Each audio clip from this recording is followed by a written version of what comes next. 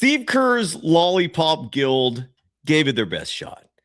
A for effort. Unfortunately, in the NBA, an A for effort doesn't mean thing except jack shit. Can we talk about Will Richard getting a DNP? Can we talk about... We're going to talk about a lot tonight. The shorthanded Minnesota Timberwolves, they did not have Anthony Edwards. What they did have was size. And the Golden State Warriors countered with no size. They started with a 3-guard lineup. Not just 3 guards, like 3 point guards. I'm not making any of this up. The concept of size in basketball is recognized by everybody in the NBA in organized settings, with the exception of 2 people. I think in the entire world. One was Don Nelson, former Warriors coach. The other, Steve Kerr, current Warriors coach. And as a result, the Warriors are a 500 team. And don't be surprised if we see changes again, because Steve Kerr loves to tinker. And we're going to talk about it. God damn. We are powered by FanDuel. And this program, it's called the Golden Days. Let's go. Welcome to the program, coming to you live from the Golden Days studios in West Sonoma County, California. A chilly evening in the Bay Area. My name is Cyrus Saatsaz. I'm your host for the evening. You can follow me on Threads and Instagram at DogWild, over on Twitter. My handle is at SurfJournalist. I don't know why I did that. The program on both platforms at Golden Days Pod. Speaking of FanDuel real fast, let's give some love to our official title sponsor. And the Warriors next play Sunday at home. This is all part of the NBA Cup, like late scheduling that happens relatively last minute. I just got a Jonathan Kuminga trade suggestion in my text messages. Trade Kuminga for Jaden Ivey of the Pistons. I don't think the Warriors have enough guards. I don't think the Warriors have enough point guards. Oh, you got to laugh, because otherwise you're going to go crazy. Yeah, so the Warriors will host the Portland Trailblazers Sunday at Chase Center, and the Warriors currently 5.5-point favorites in that game. There were 4.5-point favorites tonight in a game that the Warriors lost. The final score, I have not even mentioned that yet. The Warriors, again, for 3 quarters plus, I wouldn't say in control, but they were in the lead, I feel like, for the most part. And then Minnesota had a 17-0 run in the fourth quarter. And they lose, ultimately 127-120. Minnesota outscoring the Golden State Warriors 39-29 in that fourth quarter. And that fourth quarter is going to be a period of this game we're going to focus a lot on. But again, real fast, courtesy of FanDuel, Sunday, the Warriors 5.5-point favorites over the Portland Trailblazers, a team who has beaten the Warriors already twice this year. The money line, if you want to bet on Portland, the underdog is plus 180. The OU on that game, 235.5. The bookies expecting some scoring to ensue at Chase Center Sunday. But tonight, a very disappointing event. Sorry if I'm distracted here. I'm going to need a 30-second timeout. Be right back.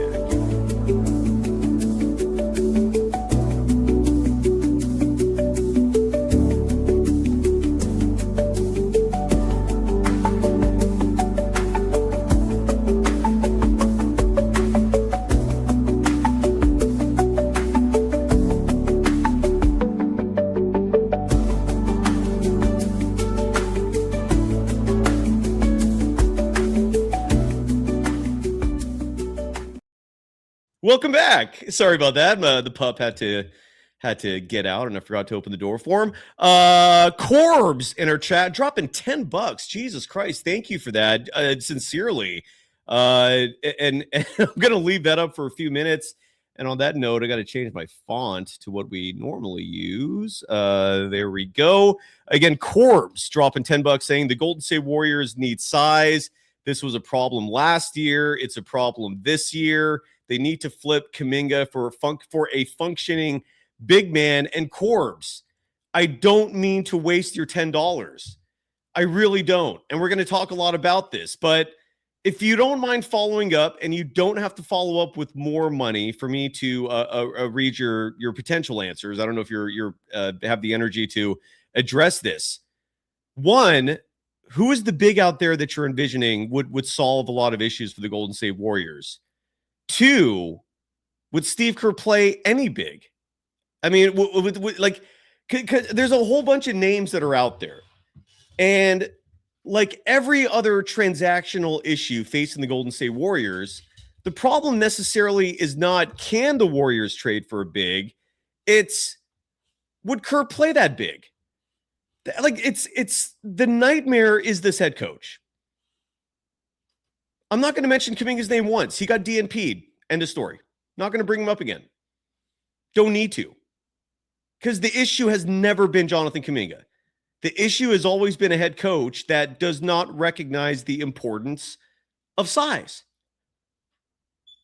Steve Kerr started tonight's game.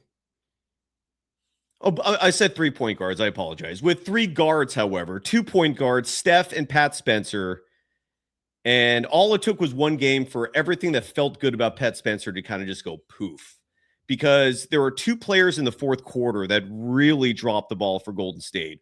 One is a player that we've been bringing up repeatedly on this program as being an issue, largely in terms of the minutes this guy gets and the insane amount of trust Kerr has in him, and that's Brandon Podziemski.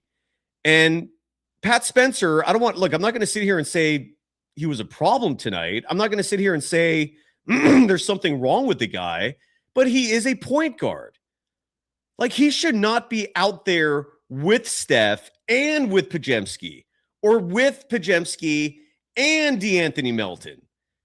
You want to know why the Warriors got beat tonight? Because Kalena Azubuike, I thought, said it best. In the third quarter of this game, he made a comment which had me cracking up laughing. And he said, this Warriors team looks tired. And he goes, and that I don't know if that should be the case because they've been off for the last 4 days. You want to know why they're tired, Kalena? Because they're playing against giants, and that's exhausting to deal with in a 48-minute game. It's ludicrous.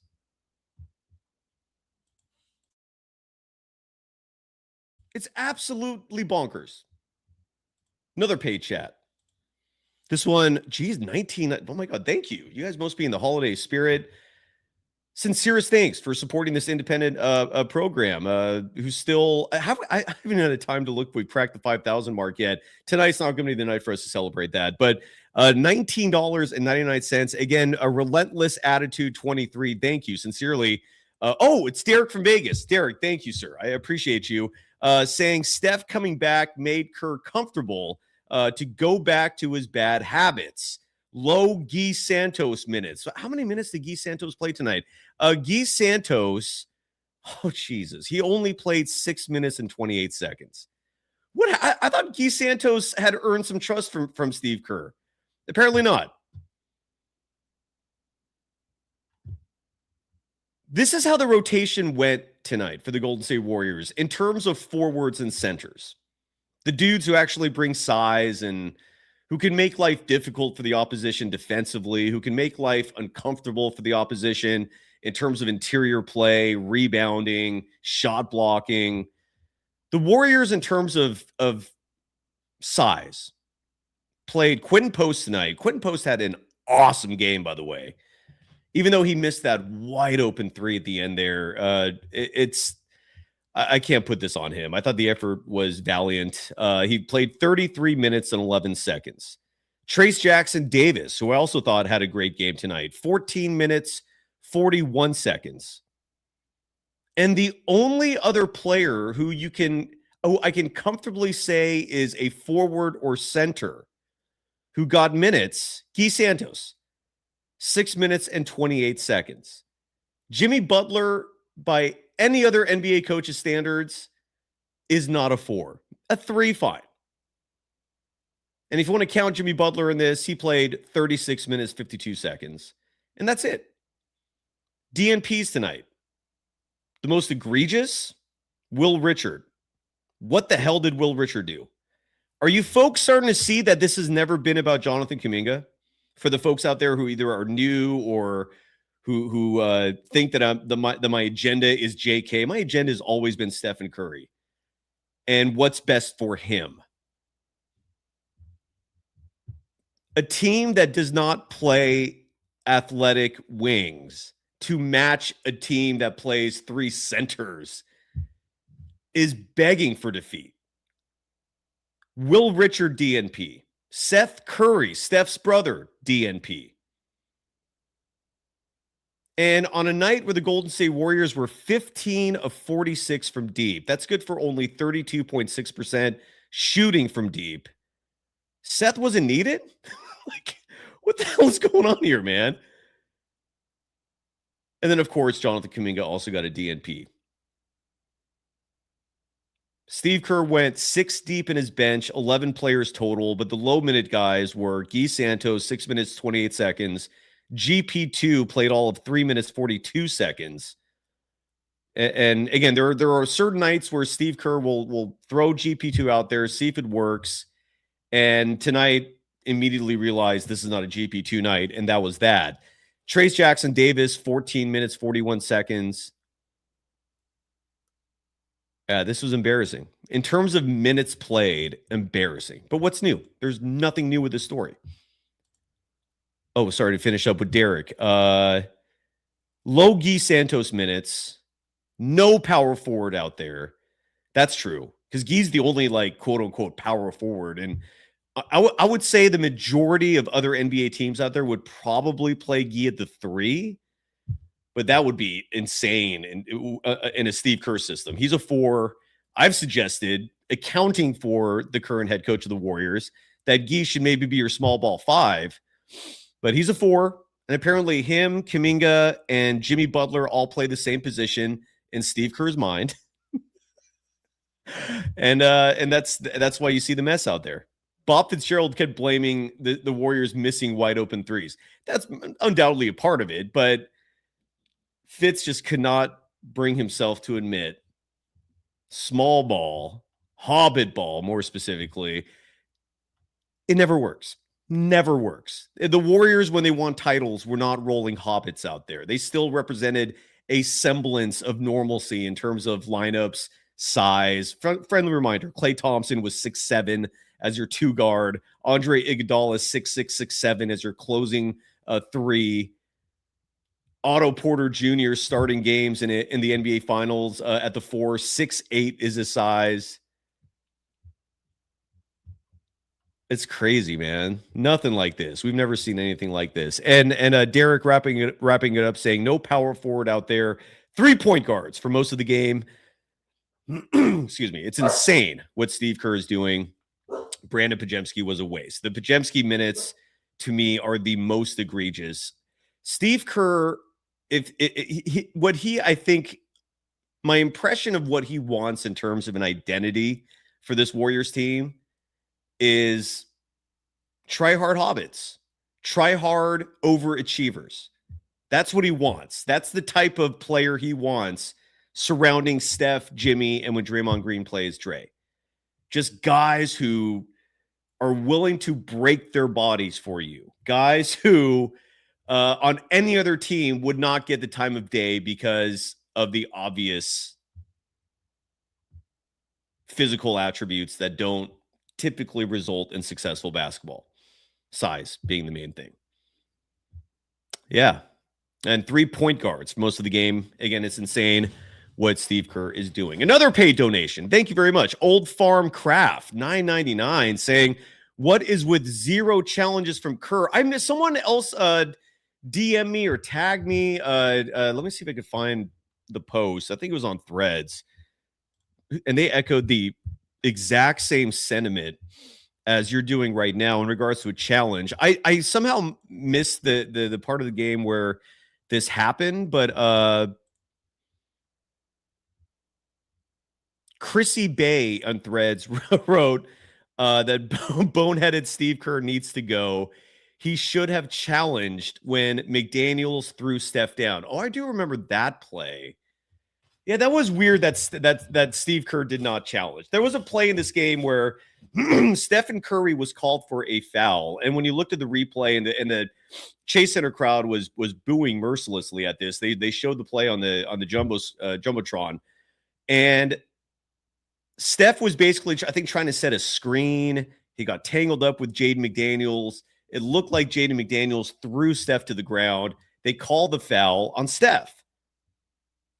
And it's a good point, Old Farmcraft. Why the 0 challenges from Kerr? That is one play specifically that comes to mind that where a challenge would have been useful and helpful. Old Farmcraft adding, doesn't Kerr have any confidence in his star player? Why does Steve Kerr in these tight games hold his challenge? Also, why does he look so chill? Because he makes nearly $20 million a year to be the king of Chase Center. That's why. Because life is good for Steve Kerr. Of course he looks chill. In a world where there are a shitload of haves and have-nots, does Kerr come off as out of touch? F yes, absolutely. And then Ranger Rick in our chat, absolutely right. Golden Days are spot on. I blame Kuminga for this loss. It was 100% his fault. It was his fault just for existing as a human being. I was going to blame Will Richard personally, but Ranger Rick, I'm with you. Let's blame Kuminga and Will Richard. Why? Because the idea of them exists. Because they are players that we could point to as individuals who are far better than guys like Brandon Pajemski, guys like Buddy Hield. Buddy Hield actually had a decent outing tonight. Made 50% of his threes. He was 2 of 4. Would I still rather have Seth? Yes. Would I still rather have Will Richard? Yes. Yeah, utterly absurd. Utterly absurd. Oh, let's not forget, Al Horford from Val in our chat. Absolutely. Shame on you, Al Horford. Not even DNP'd, out for injury. It's totally his fault. Oh my God. Kev F in our chat saying, how come nobody in Chase Center is booing this nonsense? That is a great point. That's been a gripe of mine for at least a year now, because if the fans were booing, you would see change. I see Stephen Curry at the podium right now. We'll play some sound in just a minute. I'll post the link in just a minute to bring the audience on.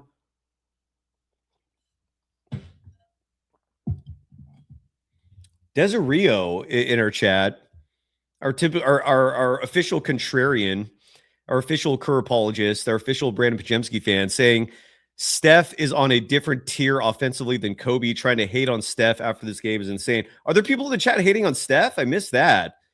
This game was not Stephen Curry's fault. Our FanDuel player of the game was Wardell, who had missed, I believe, 5 games because of that quad bruise, I believe. Don't quote me on that exactly, but I think it was 5 games. Came back tonight, was absolutely a difference maker in this game. This would not have even been remotely close to a contest if Stephen Curry doesn't play. The fourth quarter, the Timberwolves led by 12 with about 5 minutes and change remaining. This game looked over until Stephen Curry was like, I'm Steph. I still got it. Even on a night where I'm back after missing like 2+ weeks. Stephen Curry, 14 of 28 from the field. The 3 was not great. It wasn't awful. He was 6 of 15 from beyond the arc. What is that? Is that 40%? Is my math right? No, that's not 40. What is that? It's a 35. 15 goes into 60. That can't be 40%, is it? 6 of 15? Well, I can't do math tonight, apparently. Normally, I'm good at math. But Steph grabbed 5 boards, 5 assists. By his standards, a low turnover, a total. Only 2 turnovers. 39 points. A game leading 39. He led all scorers. So if anyone in the chat is hating on Steph, shame on you. This certainly does not fall on him. And Steph in his comeback game, again, our FanDuel player of the game, solid effort.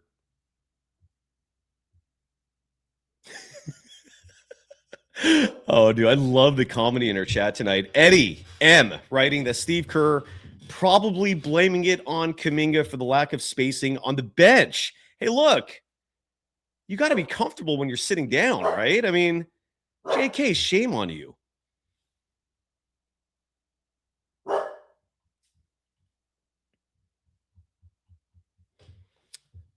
Tuck in the chat saying that Steph blew a few defensive assignments at the end of the game. Maybe, but for the amount of offense he gives you, it more than makes up for the defensive deficiencies. Let's see if any sound has come down yet. People in the chat are saying that Steve Kerr went to the podium and said some kind of crazy things. Let me see if it's on the socials yet so we can play it. But again, the rotations. I mean, we're a broken record. I get it. But what else do you want me to say about this? It's like he's the one guy in control of it, and he's dense as F-bomb about it. He thinks 3-point guard lineups represent success. Who else does that? Who else does that? No one. I don't even remember Don Nelson throwing out 3-point guards. He just didn't care if your center was big. That was his main issue. He just didn't care if your bigs were like 7-footers. He was okay with like 6'8" bigs. I don't see any Steve Kerr sound yet. We'll get to that soon. I had a few notes. I forgot to email myself my notes. I want to get to those real quickly, and then I'll post the link for the chat. Again, no multimedia. I do see Stephen Curry at the podium right now. But none of these clips are. Oh no, there's one. Okay, we have one Stephen Curry clip that's currently public, and this is Stephen Curry, courtesy of Joseph Dikis with the Bay Area News Group. And here's Steph talking about the size of the Timberwolves and their effect on the Warriors in this game tonight. Again, the final score in this one, Minnesota winning 127-120. We'll break down the stats in more detail in just a moment. But first, let's hear from Stephen Curry. Turn the volume up on your devices because this is coming from cell phone audio. Side note, for those of you that have missed Ryan Leong this year, he could not make it tonight because of transportation issues. Armando Lora, the professor who normally joins me on Fridays, out sick. Armando, hope you feel better, and hopefully we'll be back with our regular schedule, which includes Friday happy hour next week. Armando had one message for the audience, which was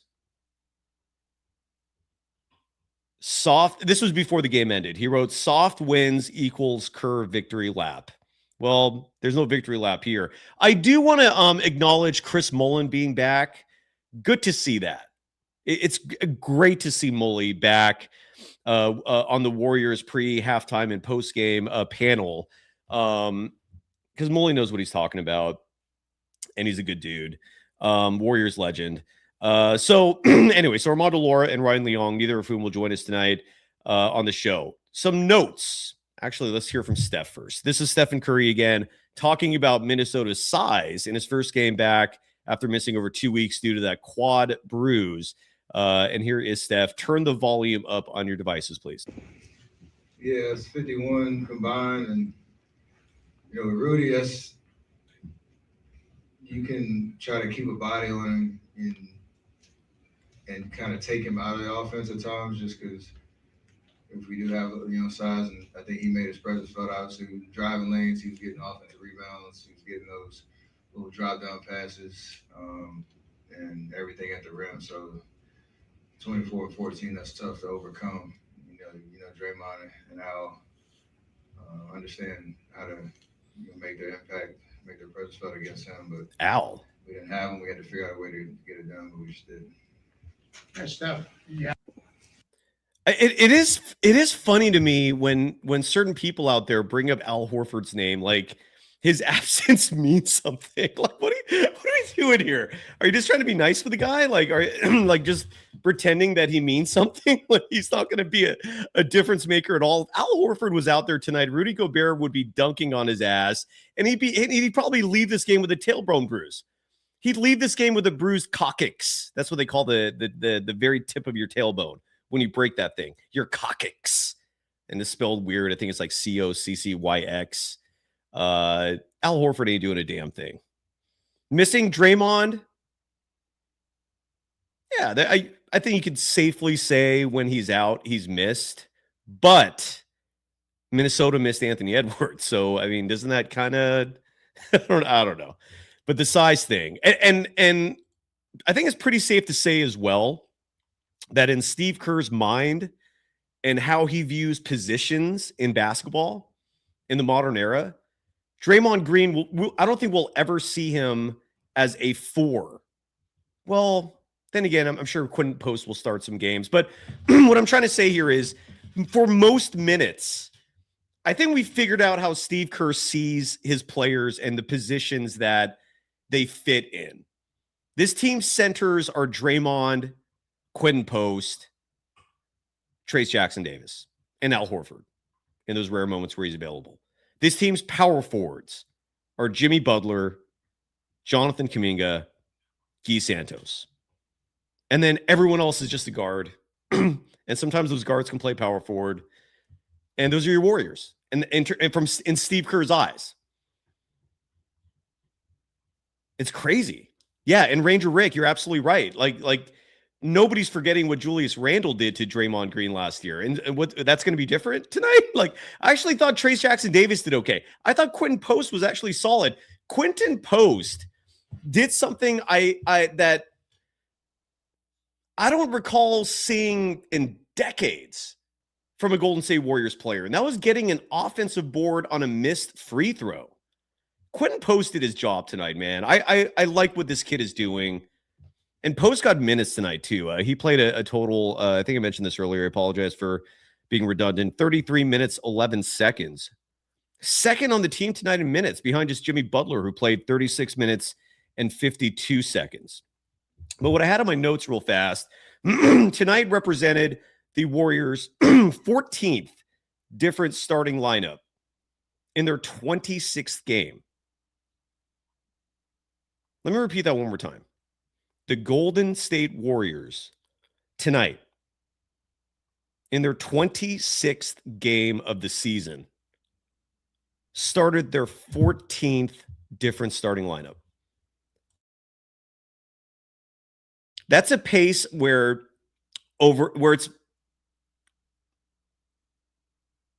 that's over like half the games. How is that a recipe for success? Enlighten me on that. For the Steve Kerr apologists out there, for those of you who still think he's a genius, justify the Will Richard DNP tonight. I'm going to wait for that one. I guarantee I'm not going to see it, but where is that? Jen Lena, a voice of reason in our chat, saying, why didn't Moses Moody start? Great question. Moses Moody tonight, I thought played a solid game of basketball. He finished the night. He played 22 minutes, 37 seconds, 5 of 10 from the field. Unfortunately, 1 of 4 from deep. His three-point shooting after a strong start to the year in that category has dropped off. Did finish in double figures in scoring with 11 points. Added 4 boards, 2 assists, and 3 steals. But yeah, I don't know why he didn't start. And it begs a bigger question of, instead of these ridiculous minutes you give to players like Buddy Hield, Brandon Pajemski, like tonight, GP2, he only played 3 minutes and 42 seconds. But imagine those minutes going to the better players. Like Buddy Hield played 18 minutes and 57 seconds. Why couldn't Will Richard have gotten those 18 minutes and 57 seconds? Like, what's going on there? DeAnthony Melton is a good story, is a silver lining. Statistically, did not put up big numbers tonight, but he's a rare example of a talented player that Steve Kerr trusts, right? Not a scrappy, overachieving tryhard. Like DeAnthony Melton is a real NBA player. It's a shame he's 6'2", 6'3", and not 6'7", but at least Steve Kerr trusts him. Did not put up a big numbers tonight. 20 minutes, 12 seconds of playing time. Got to the free throw line 3 times. Had 6 free throw attempts, made 5 of them. On that note, before I forget mentioning this, Steph Curry missed 2 free throws, including one in the fourth quarter. He got fouled on a 3-point attempt, and that miss was costly. And I'm going to attribute that to rust more than anything else. Again, he had been out for 2+ weeks. But Melton, 9 points, 2 boards, and an assist to go with 1 steal in 20 minutes and 12 seconds. He was also 5 of 6 from the free throw line. But why couldn't Seth Curry get all of Brandon Podziemski's minutes? Podziemski and Buddy Hield combined for 41 minutes over that. You're telling me those 41 minutes couldn't have been reallocated to better players? I mentioned we've already beaten this to a dead horse, and I'll post the link for the audience. I'm sure a lot of people have something they want to say. So I'll do that right now while I finish up reading some numbers. Let's get some different perspectives. I wrote in my notes that, and I said this already, that the identity I feel like Steve Kerr is trying to instill in this Warriors team is overachieving tryhards, the Lollipop Guild. And one last thing in my notes, I wrote to myself, read off the number of field goal attempts for each team.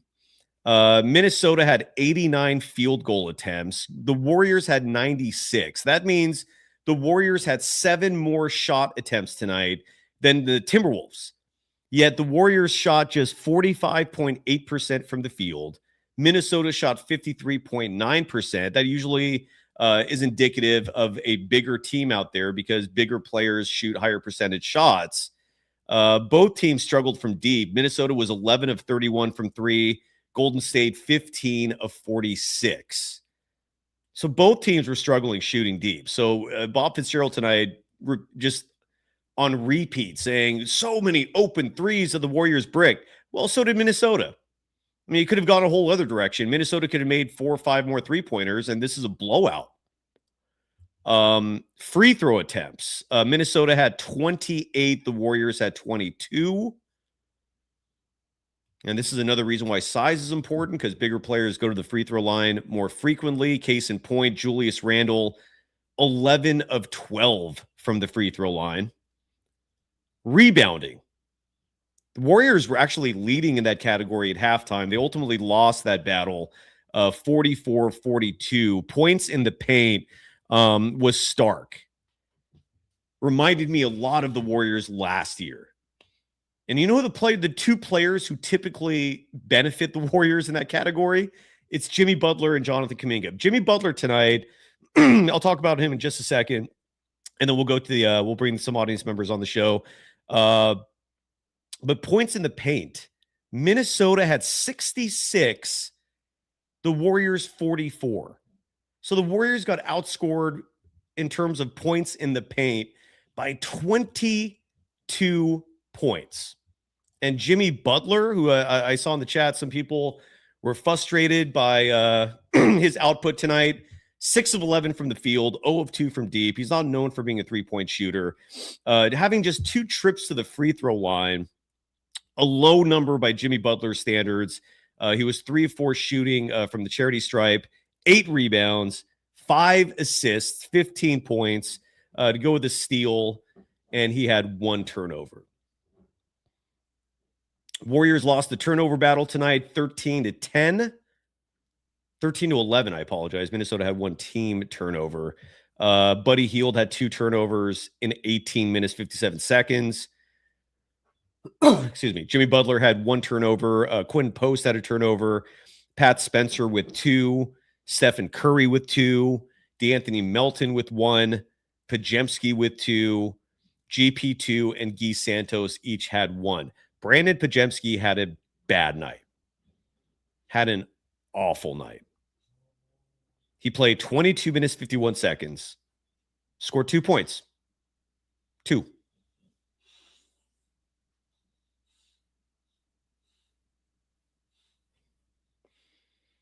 0 of 2 from deep. Did have 4 assists, so he almost reached that 5 assist number, which would have made me a little happier, but did not. 2 rebounds. The Warriors' 2 worst net rating players were Pat Spencer minus 15, Brandon Pajemski minus 11. Pat Spencer, I'm not going to blame him for this, but he was not exceptional. The stash, and those are minutes that I think could have been reduced for other players. Well, Richard, so Pat Spencer, 12 points. He was 2 of 6 shooting from deep, and some of those were timely. 5 boards, 4 assists, 2 steals, and 2 turnovers. But the net rating figures, and you folks, if you're regular viewers or listeners of this program, you know I'm not huge on net rating unless you're factoring all 5 players. Well, one thing did stick out, and when it comes to net rating, and that's the fourth quarter. Because in the fourth quarter, Minnesota went on a 17-0 run. Brandon Pajemski in the fourth quarter played 6 minutes and 20 seconds. His net rating, a minus 17. Not making that up.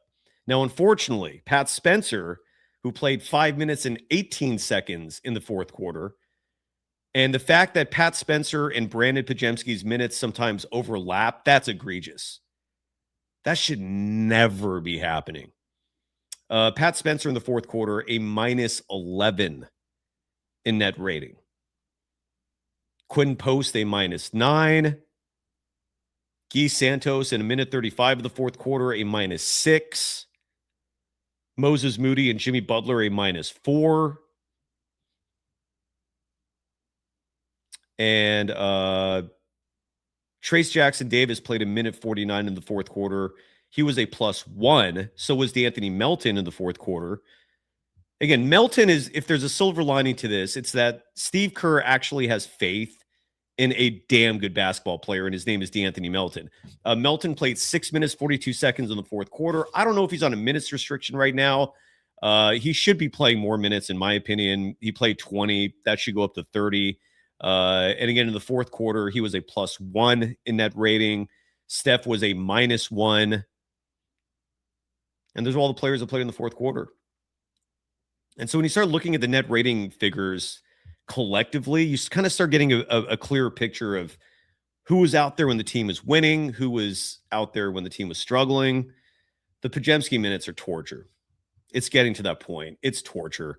One last paid chat before we go to the audience. The order for the show tonight, in terms of the audience, a lot of people want their voice heard. Satch, I'm going to do 2 at a time here just to get through this fast, or quicker. I'm sorry. Satchin, Alan Day, I'll bring both of you up first. Derrick, and I think Quinn are your next 2. Real Elise and D Old Farm are the next 2. Byron Knox and Judas Matthias Harris. And then we finish up with Sleepy Vibes and Cam. I don't know which one of the Fire Kerr handles are Cam and which one are Quinn, but both the Fire Kerr folks are waiting. So let's get to them. Satchin, welcome to the program. How are you doing, man? I'm doing good, man. How you doing? I'm all right. What's in your mind? Yeah, I think most of the losses we've had, I felt like it's just been the same thing over and over. But I think this game, I just want to talk about Pat Spencer real quickly, because he's been playing phenomenal these past 3 games, and I just think Steve has a tendency to overplay guys. He's a solid role player, and thinking about it, you would think. Satchin, sorry to interrupt real fast, but I titled the last episode I did yesterday on the image, the thumbnail. I titled that "Recency Bias," largely because that's how Steve Kerr rolls. He just he reacts to what a team did yesterday, right? There's no big picture with him. And those last 3 games where Pat Spencer did look really good, the Sixers game, right? And unfortunately, they still lost that game at the end. And Pat Spencer was partly responsible for that with those inbound fiascos. And then the Cavaliers and the Bulls. I don't know what to make of the Cavs. I have no clue. Like, I don't know if that's a team that's reeling and they had their one window last year and it's closed. I don't know. It's too early in the season to figure that out. The Bulls are just a massive, steaming, fly-ridden pile of shit. The Bulls should not ever be a team that you take away any judgment from with your team. Like, you beat the Bulls, that's another Tuesday. You move on and you don't make important decisions based on that. But Steve Kerr does. And Pat Spencer looked damn good in that game. And Kerr rewarded him with another start tonight. But I'm not going to take games against the Bulls seriously, Satch. And that's just how I roll. So continue on, man. I'm sorry to cut you off there. But my whole point was just that we should not be judging the team and the players against mediocre opposition. Does that make sense? Yeah, that makes sense. And I agree with you on that. I think for him, like the thing that would make sense is Pat should play the non-Steph minutes, and then Podziemski shouldn't play. Like, that just makes total sense to me. But instead, we're playing Pat, Steph, and Buddy together, which makes zero sense. Defensively, you're just cooked, especially when you're playing a team that has the size that Minnesota does. And then you're playing Pods 20-something minutes. He's playing the fourth quarter and it's just miserable. You know what I mean? Like, he doesn't belong on the floor, in my opinion, just watching him play. But, it is what it is. And then, again, I think, like, Jimmy, he's getting paid a lot of money, man. And I understand that he's not necessarily a scorer. But, like, in that fourth quarter, he had an open layup. He kicks it out to Post, and Post just freezes. You know what I mean? Was that the play at the very end where Post had like 10 seconds to put up that three? And, like, he stops. He, like, freezes, which was crazy because, like, he's in rhythm. He's a great shooter, right? Just let it go. Let it fly. And instead he pauses for, like, 5 seconds. I mean, the good news, Sachin, and this is why I advocate for young players getting minutes. And Quentin Post, he would not have experienced that specific play if he wasn't in at the end. And again, Quentin Post plays 33 minutes and 11 seconds. The good news is, hopefully he learns from that, right? That's why these players have to be out there. Nothing replicates player minutes. Alan Day joins us, by the way. Alan, how are you doing? I'm well, man. What's going on? Happy to join the panel today. It's Friday. That's the good news, right? It is, man. And 950014 Forest dropping. Dude, people are in the giving spirit. Thank you very much. $20. Writing as soon as I saw Buddy Hield was starting. I know that's usually not something you feel good about. I said the Warriors are going to lose. Kerr needs to get fired. Look, if you pay in the chat, you could have your voice heard. He never plays Trace Jackson Davis and Post together for long stretches. I could have swore earlier this year we did see Al Horford and Quentin Post play some minutes together. I remember that, right? For long stretches versus teams with size. Pat Spencer is a backup point guard, not a long-term starter. That I agree with. Pat Spencer should be a backup point guard, and Brandon Podziemski should be at the very end of the bench. Just my opinion. Alan, how are you doing? And what are your thoughts on those sentiments? Dude, Pat Spencer should be a backup point guard if you want to be serious. Like, what are we doing here? Like, I said this at the very beginning, of the season, that we have too many guys on a team with alleged aspirations to win, who probably shouldn't even be in the league. Right. And Pat, he's shown some things, some promise, but let's be real. Come on, man. He's a good story. But are you talking about winning, or are you just talking about making Steve Kerr look decent? Or what are we doing? What are we doing? Tell him, man, Steve Kerr's ego is massive.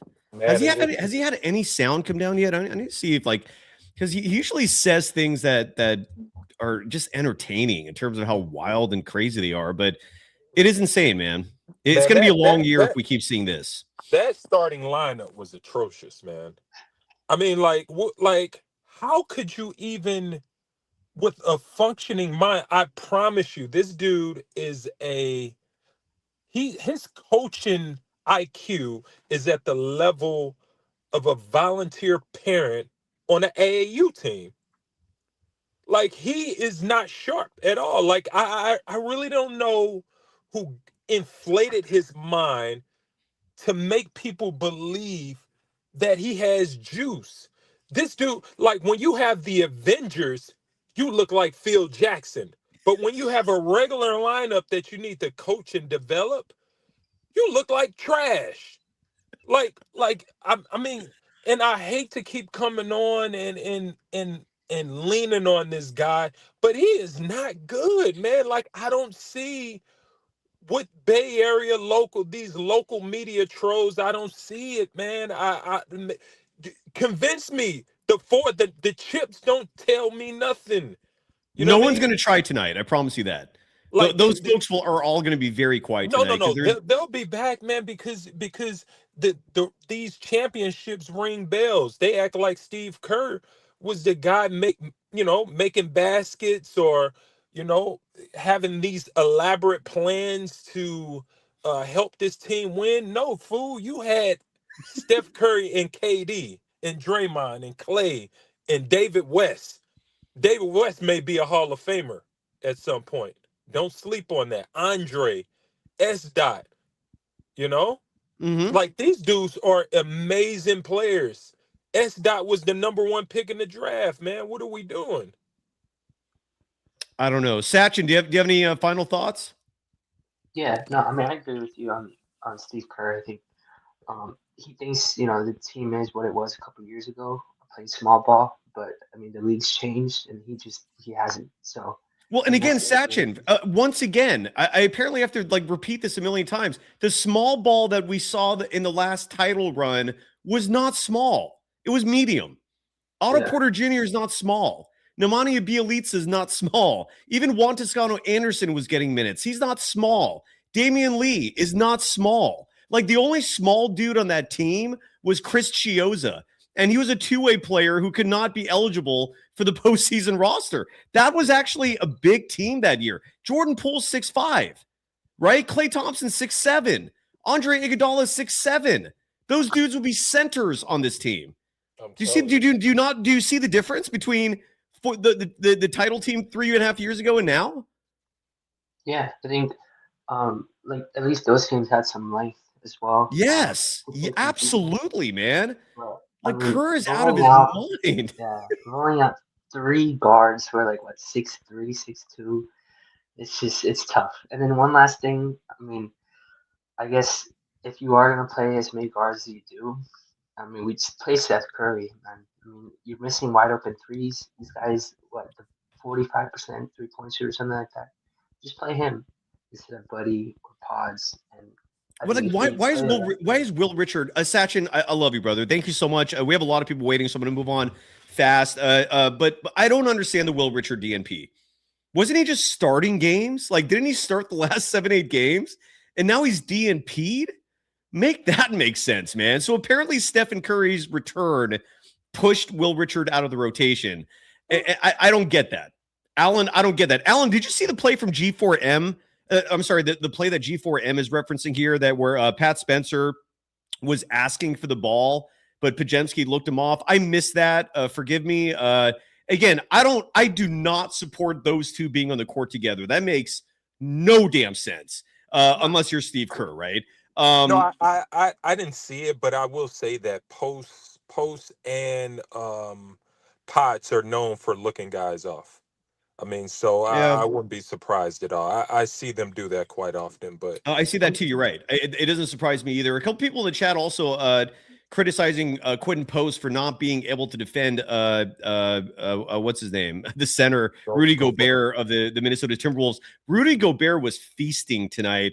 Do need to read off his stat line because it was impressive and I think indicative of why Minnesota won this game. Rudy Gobert played 35 minutes, 11 seconds, 11 of 13 from the field. So he had 13 field goal attempts, missed just 2.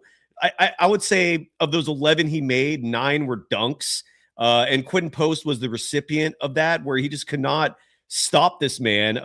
Rudy Gobert added 14 rebounds in this game, 2 steals and a block. So if you're criticizing Quentin Post for his defense on Rudy Gobert, valid. It's valid. I mean, the spacing that Post provides, the 3-point shooting that he provides, the offense, you could make an argument that neutralizes the disadvantage that he had on Rudy Gobert tonight, but it still was not a good look. Alan, what do you think?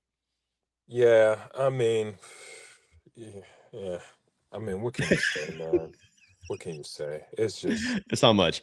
Alan, yeah. are finals over for you? Is there good news on your front on this Friday night, or do you still have to study? It's over. I had my Congrats. last final was Friday, and I'm pretty much feet kicked up for a little bit, so I'm catching wind and happy about that. So thanks for the Good. look. Yeah, and Good. yeah, I'll take off, man. Thank you so much. We'll see what happens, man. Like, man, it's you It's rough. gotta It's rough. laugh so you don't cry, I guess, It's man. rough. I want that NBA Centel account to start posting stuff about Kerr getting fired. I want that now, please. Someone Goodness relay the gracious. message to NBA Centel. Let's get that momentum going. Let's get the snowball spinning and rolling and accumulating more snow. Let's let that begin. Let that percolate in people's minds. Drop that seed all across, please. Alan, have a great night, brother. Always appreciate you. Derrick, you dropped a lot of money tonight, man. Thank you, brother. How you doing? Doing pretty good, Cyrus. Talking to you, but Steve Kerr is frustrating me, man. Yeah. The other day, they were interviewing Steph, and they were saying, "Hey, Steph, how do you feel about all of the other guards besides you competing for the spot on the team?" He says, "Well, it's not really competitive, but everybody's got to play hard and earn their spots, right?" Well, in Steve Kerr's mind, it's not about earning your spots. It's going to be, we're just going to play all the guards out there.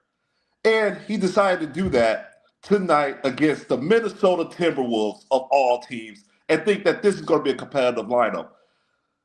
I'm so frustrated that I saw Steph Curry, Buddy Hield, and then it's going to be Pat Spencer. So you got 3 guard lineups. Then you have Jimmy Butler at the 4. Then you have Quinn Post at the 5. Great. I'm glad that we got Quinn Post at the 5. But this is not going to work, man, having 3 guard lineups. Then they're going to say, we're not hitting threes, right? Oh, we struggle tonight hitting threes.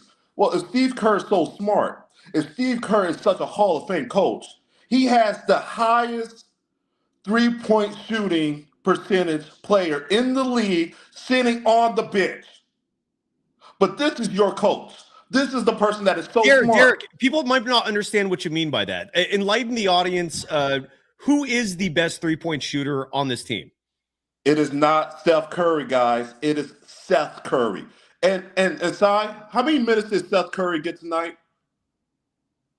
I'm holding up a 0 for the podcast audience with my fingers. But not a 3, not a 3, a 0. But this is a $20 million year coach right here. Oh, but it gets worse, Cyrus. It gets worse. The minutes that we were up, when we were up by 5 points or higher, guess what? When that was when we had Gee and Post in there. You got to have a power forward and you got to have a center. That is when we were getting ahead. So as we are getting ahead, this brilliant coach takes out Gee Santos. Okay, time to go back to the small lineup. The starting lineup tonight should have been Steph, Melton, Butler. Then you have Gee at the 4. Then you have Post at the 5.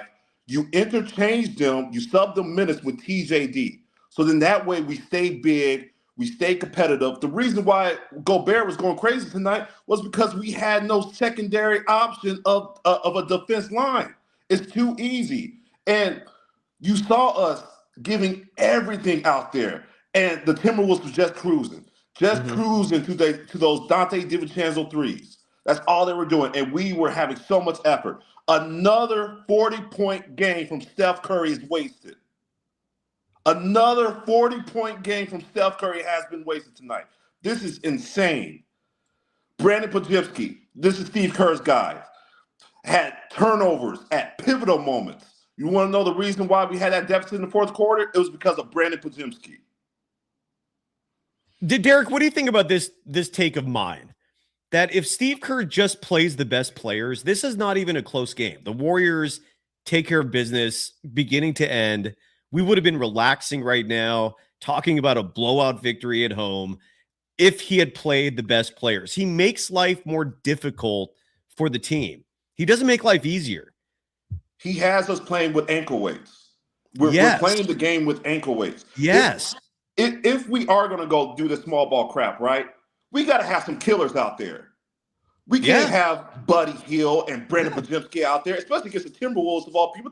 This team is trying to prove something. Yeah. Because they heard the talks of us saying, hey, if we had Steph, we go into the Western Conference Finals. So this game meant something. You got to have, if you're going to go small, you need Melton with more mittens. You got to have Seth out there. You got to have Pat Spencer out there. When you having Buddy Hield and Brandon Podziemski absolutely doing nothing, and Brandon Podziemski doing all these turnovers, everybody's scoring on him, you're not serious. When we're struggling from three, and you have the best three-point shooter on the bench, you are not serious. I mean, I played basketball when I was younger. The point guard, small forward, power forward, center, there's a height level to this. Yeah. This is basic common knowledge. I shouldn't feel like I can be the coach of the Warriors tomorrow, and then we're going to the championship if I'm the coach. And if I was the coach tomorrow, we will. If we're not in the championship, we're gonna be.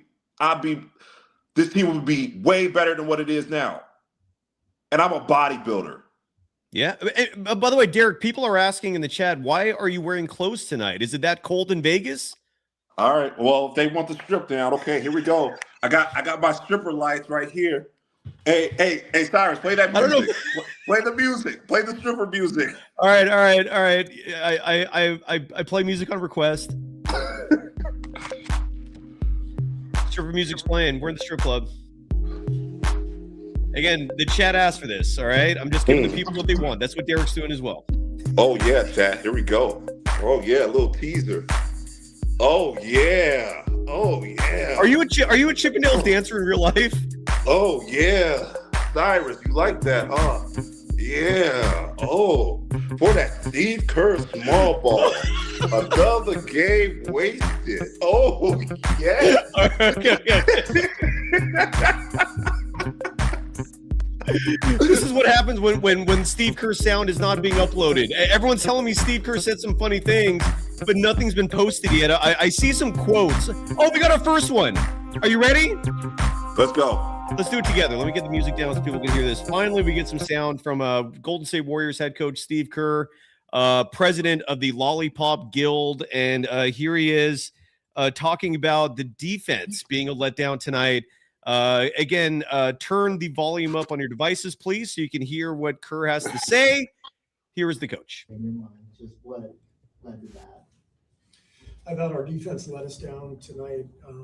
We had several plays in transition in both halves where we lost sight of Naz Reid and a couple of their shooters. And I just thought our transition defense was poor.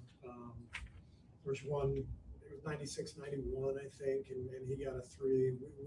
We were in position to handle that, and there seemed to be some confusion. So transition defense wasn't great. And then the first part of the fourth quarter, I think they were like 20-5 with their run, and we just couldn't get anything going. So that stretch hurt us. Our guys were amazing with the comeback and gave ourselves a chance. And then again, we let Dante get free, up three. We got to play better defense. So he's blaming the transition defense. Here's an idea, coach, to help your transition defense. Don't play your slow-footed guys, meaning Brandon Podziemski, Pat's. And again, I'm not taking pleasure in ripping Pat. It's just there are better choices. There are better options for this team, especially when you're in the fourth quarter of a tight game and you already have a point guard out there named Stephen Curry. You don't need Steph and Pat. You don't need Steph and Podziemski. And again, the net rating for the fourth quarter, that does tell a story.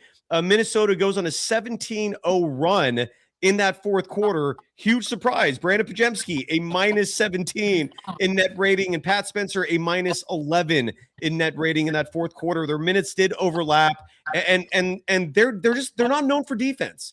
I've never once in my life seen possessions from those two and thought to myself, damn, they locked that dude down. That never happens, ever. So if you want to be serious, Steve, about your transition defense, start playing athletic dudes who can handle transition defense and not slow-footed guys with very limited wingspans. Brandon Podziemski's wingspan, I think, is 6'5". So he doesn't have a good wingspan. I'm going to guess Pat Spencer doesn't have a good wingspan either. That's the justification for players like Draymond Green, Moses Moody. Moses Moody's 6'5" with a 7'1" wingspan. Draymond Green is 6'6" with, I think, a 7'4" wingspan. Those things matter. And Podziemski and Spencer, they don't have it. They just don't have it. Not in terms of winning big games like this in the fourth quarter. Dude, Kerr is not a serious guy, man. Derrick, is he a serious guy to you? Like, I don't get that sense from this dude. He is delusional. Yes. Plain delusional. So we didn't win against Chicago just because they're a worse team. You said it yourself. Pat Spencer was in the negative tonight. Brandon Podziemski was in the negative tonight. They performed way better against Chicago away. Why? Because we had bigger lineups. They were protected by a more athletic lineup. That's how it works. And it's frustrating when he says defense, but then you there's size for a reason. There's heavyweights, there's lightweights for a reason. You can't be competitive against a way taller person. It's just not going to happen. And so he doesn't know basic physics. I mean, this is insane. This is the most insane thing. And Cyrus, we've been talking about this issue for 3-4 years now. This is the worst. Derrick, I'm guessing are you in your like early mid-30s? Yes. So this is how crazy it is, man. I had this kid on the show last night. Great kid. He joined us from Ottawa, and I was explaining to him how he came on and he told me he's 20 years old. Told the audience this as well, and I had to explain to him, like, the last time Steve Kerr did something relevant in terms of innovation, ingenuity, he was 8 years old, and he's 20 now. And Derrick, the last time the Warriors won a championship, you were probably still in your 20s. And it's since that happened that we've been talking about this. You've aged. I've aged years, and we're still talking about this. Right. It's crazy, man. It is utter lunacy. What I don't understand is what is Joe Lacob thinking right now? Like, is he stewing, or is this part of the plan? Like, that's what I can't figure out. And side note, in case you're wondering, is the media in pocket with Steve Kerr? The fact that that's the only soundbite that's been published tonight, because I get these clips from other media members who are at Chase Center. That's the only clip they posted of Kerr. I get the impression they're trying to protect him. I mean, do you think Joe Lacob watched the games like we do? He's sitting courtside. He's there. That's why I keep telling fans who are going to these games, boo. Make noise at the game so Joe can hear it, man. If you have fans yelling out like, fuck this Hobbit ball. Sorry for cursing there. But stuff like that. Like, he would hear it. It would resonate. I just don't understand how you can look at the games, like all of the games, as a collective. And then and sometimes, Cyrus, I'm a super fan, so sometimes I'll go back the next morning and watch it myself. You can see where we are winning. It's when we are going bigger. You can see when we are losing. It's when we are going smaller. And it's not just one game. It's game after game after game. Yeah. If Steve Kerr is the delusional one, if Steve Kerr is a narcissist, why doesn't nobody else see it? Why doesn't Steph see it? Why doesn't Draymond see it? Why doesn't Jimmy Butler see it? Why does Jimmy Butler says, I'll tell you why. I can't play the 4. I need to be at the 3. I'll tell you why. I can give you the answer for each of them. Stephen Curry doesn't say much, largely because, think about this. Imagine you're Stephen Curry, and your head coach looks at you like you're the son. He says that publicly. He is our son. Like we all rotate and revolve around him. He has a head coach who will do anything for the guy. I don't mean to be crass here, but if Stephen Curry went to Steve Kerr and said, get on your knees, I mean, are we sure he's not going to do that? I mean, think that's so Steph has a head coach who's a sycophant of his, right? He's making his life easier. Draymond Green is loyal to him largely because of the Jordan Poole situation. Like, Kerr didn't have to get his back like that. So it's one of those things where Kerr has done a masterful job earning the vets' trust, right? And he has their trust. He doesn't give a shit about anyone else because in his mind, he doesn't have to. He's got the most important people. The Jimmy Butler part of it is a huge wild card. My guess is Jimmy Butler is very worried about his own reputation because he was literally grilled about it like 2 weeks ago on this some special on NBC where like Raj Mathai and someone else, I think Monty Poole, were interviewing Jimmy Butler, and they brought up the fact that at every one of Jimmy Butler's stops, it's ended poorly. It's been tumultuous. And Jimmy Butler responded because they asked him, they're like, why do you think that is? Like, do you have an agenda? And Jimmy Butler's response was, my only agenda is winning. And if I speak up, it's because I don't think the organization I'm playing for has that same agenda, has that same mindset of winning. Like there's other agendas at play. And so he speaks up. So he's in a current situation where I think he's very cognizant and self-aware of his own reputation being criticized. If he speaks out, he knows immediately you're going to get a shitload of people calling him out as being a disruptor, right? And he might get traded as a result. So he's towing a very fine line himself where he knows if he calls out the coaching, it might blow up in his face, right? That would be my guess. That's my reasoning for those three not speaking out against Kerr. We've seen Kuminga and Moody do it, and look how that's going. Dude, Kerr's crazy, man. He's got all this power. He's the leader of the cult of personality. That's what I see. Like his personality is so charming. He's so friendly. Like he's the cool guy. He's got the 4 rings that people are enamored with this guy, man. Like I'm with you. He does not get the criticism that is deserved for these ridiculous decisions that are made by him. And me, look, I've got the mentality of a journalist, right? And that's not how most of these media people think. Like I'm about the truth. That's my thing. And one of the core tenets of journalism, one of the core principles that you teach, that you learn when you're going to school is holding truth to power, right? Like you, in essence, as a journalist, are supposed to be a check and balance of sorts to those in power. That's a huge reason why here in the U.S., like corruption exists, but not at the levels of most of the other countries in the world. And the biggest reason for that is we have a free press. If you're a corrupt individual, you are at risk of journalists exposing you, and then you could pay huge consequences for that. None of the media people covering the Warriors think like that. They care much more about self-preservation. They care much more about like just making people happy with coverage that is positive. And like the truth is so far down on their list of priorities. And I bring this all back to Steve Kerr because he's really like just enamored so many effing people that he's not getting grilled when he should be, man. I'm frustrated by that. I really am. So many games wasted. So many games. I think that we could have been in the top 3 seed right now. And it's very frustrating. And I understand your point of view. What I just don't get is I don't get a respectful conversation amongst Steph and Steve Kerr.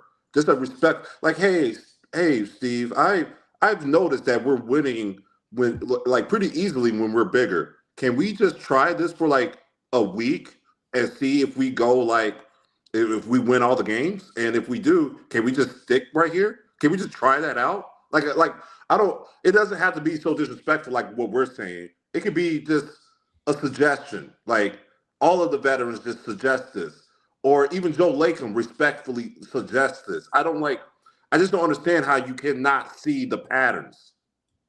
And I see a lot of people in the chat saying that Steve Kerr got grilled at the podium tonight. Here's another. Oh, we got another clip. I don't know. Let's see if this is anything new. Derrick, any final thoughts? I just have a lot of people waiting. I want to get to everyone. Any final thoughts before I move on? Just in case if anybody enjoyed my strip show, just let me have the last slot tonight, and I can do it again. I can have the Chardell slot. You want to be the closer tonight? I haven't heard from Chardell. Well, tell people real fast your YouTube channel. Promote away. This one right here is what is this YouTube channel called? Relentless Attitude. Go subscribe to my channel, guys. Relentless Attitude. If all of you guys in the chat right now, I believe it's like 500 of you all right now. If you guys all subscribe to Relentless Attitude, I will give away a PlayStation 5 to all 500 of you guys with whatever games that you want. Okay. Just go subscribe to Relentless Attitude right now. And if we get this accomplished, if I reach 500 subscribers on the Relentless Attitude, I will personally go to Chase Center. I will bully Steve Kerr out of the team. I will be the coach. and we will start winning all of these games that we should be winning. So, All right, man. So relentless do you attitude. want to just wait? You want to come back to close? Yeah, I'll come back to close. Or are you going to come? Okay, I won't. Okay, I'll leave you right in the green room. Derrick, thank you, brother. I appreciate you, man. I really do. Let's hear from Steve Kerr, and then we'll bring the real Elise on next. This is courtesy of Kenzo Fukuda of Clutch Points. And again, for someone in my position where who needs these sound bites for a show like this, when I come to you live after these games, I don't have access to all the post game press conference sound bites. It takes a few hours for the Warriors to make that available to media schlubs like myself. So all I can rely on are the people who are at the game, literally uploading these bites in real time. And then the Warriors make some stuff available a few hours down the road, or and I have a couple of other sources that I can maybe grab stuff from, but not immediately, not like minutes after the game. I rely on these people to provide this content for post game shows. And again, this is only the second clip I've seen of Steve Kerr. There's like 5 DeAnthony Melton clips. I've seen like 10 Stephen Curry clips. I see Quentin Post clips being uploaded. Nobody's uploading all these Steve Kerr clips that everyone in the chat is saying, where everyone in the chat, I'm sorry, is saying that he got eviscerated apparently and actually got questioned in the post-game press conference tonight. I'm playing you literally everything I can find, and maybe I'll have to do another show tomorrow in case there are juicy bites that I'm not going to get to this evening. Nonetheless, Kenzo Fukuda posted this. Turn the volume up on your devices, please, so you can hear Steve Kerr. And am I sharing already? Hold on 1 second. There we go. So here is Steve Kerr talking about facing Rudy Gobert, Naz Reid, and the Giants of the Minnesota Timberwolves. And I hope we haven't heard this already. Al and Draymond, and just kind of how big a problem it is just at times lack of size. Yeah, I mean they're a massive team, and but I thought Quentin and Trace both did a great job. Battling down there, we hung tough on the glass. We played, I thought, well enough to win, but had a long dry spell there early in the fourth. I think late third, early fourth, where we had some open looks, didn't knock them down. I'm gonna have to watch the tape to see what we can do better offensively. But yeah, I mean injuries out of there without Anthony Edwards, obviously. So injuries are a part of this thing, and our guys battled really well. I guess the bigger picture, how big a problem though is like you guys have had some struggles. Portland, I know, came in here with their size, just the size disadvantage. Yeah. I mean, we're not a big team, but we're going to get Draymond and Al back soon, and we believe in Trace and Quentin, so I think we've got enough. Okay, so in Steve Kerr's mind, good performances. I don't disagree. This to me was not a Quentin Post, Trace Jackson Davis issue. This was not if Draymond was there, they win this game type issue. This was like whatever center you had out there, you surrounded them with 3, sometimes 4 guards. That's the problem. Like Steve Kerr is talking about Quentin Post and Trace Jackson Davis. Neither of those two were on the floor together. Minnesota had 2 centers routinely out there together.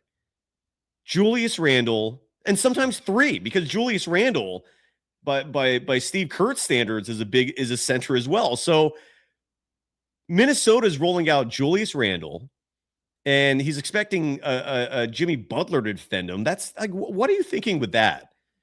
Rudy Gobert, who's just a nightmare for every player on the Warriors who try to defend him. And then Naz Reid, who's 7 feet tall. And you're countering that with 3 Hobbits.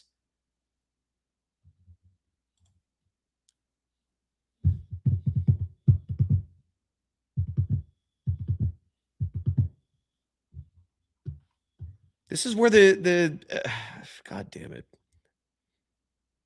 Real Elise, welcome to the program. How you doing? I'm good, man. This is crazy. It is crazy. It's a broken record. I be trying to tell people Steve Kerr is not responsible for not one of our championships. Where is this intricate offense that y'all say that he implemented to help us win? Because the only thing that they do is just set a ton of screens, pass down a ton of good shots to try to get the greatest shot, which is ultimately sometimes overdoing it because now you're pressed up against the shot clock. You only get 24 seconds. And by the time you get the ball across half court, you're down to 16. So now you have to really get into all of your motion offense. He doesn't have an IQ or an understanding to take advantage of mismatches. He would rather, let's just get, Steph Curry, a three-pointer right here. It's the worst basketball that you can play. It's he's trying to force Steph Curry to be Michael Jordan or Kobe Bryant or Tim Duncan or somebody like that. And Steph Curry's gravity is based off of his body movement. You get what I'm saying? So it's sometimes less is more. And I'll be like, dude, if you get Jimmy Butler switched off onto a smaller defender, just attack that man in the post and let Jimmy Butler be the creator now. And then you can set weak side screens on Steph Curry and free him up for wide open catch and shoot. Because if you have a mismatch and you get into the paint, the defense has to help the helper. They're going to sag off of their man. Somebody's always going to get a good look. And once that ball gets kicked, those closeouts are long. It just take one pump fake to get the man off the ground. Yeah. He's gonna bite because we shoot threes. Really now easy. You penetrate. Really easy. A couple people in the chat enlightened me on the Steve Kerr interview, post-game interview, already being available on YouTube. I found it. I'm going to go one question at a time. The whole thing is 6 minutes in length. Do you mind if we listen to at least some of it right now and then we can respond? I want to hear it. I want to hear it. I live for these interviews. Yes. I really want to hear it as well. So this is courtesy of Basket Man on YouTube. And Basket Man, I will come and burn your house down if you flag this on YouTube. Because you don't own the copyright to this either, but all it takes is one flag and it makes someone's life miserable. So I'm being facetious, sort of. So here's Steve Kerr. This was immediately following the game, again, courtesy of Basket Man on YouTube. Thank you to our audience for making me aware of this. Not very organized, but I really want to hear Kerr answer some difficult questions if they were in fact asked. And let's get this going. Steve, where just in your mind, where did it kind of you guys take the lead late and then let it kind of slip away in your mind? Just what led to that? I thought our defense let us down tonight.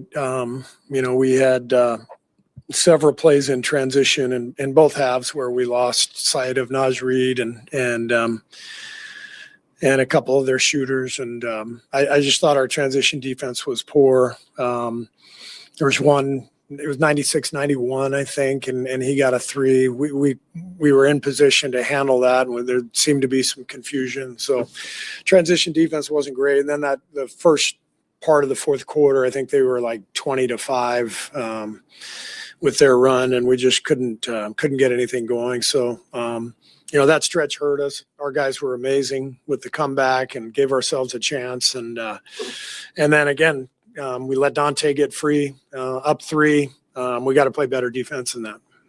Right.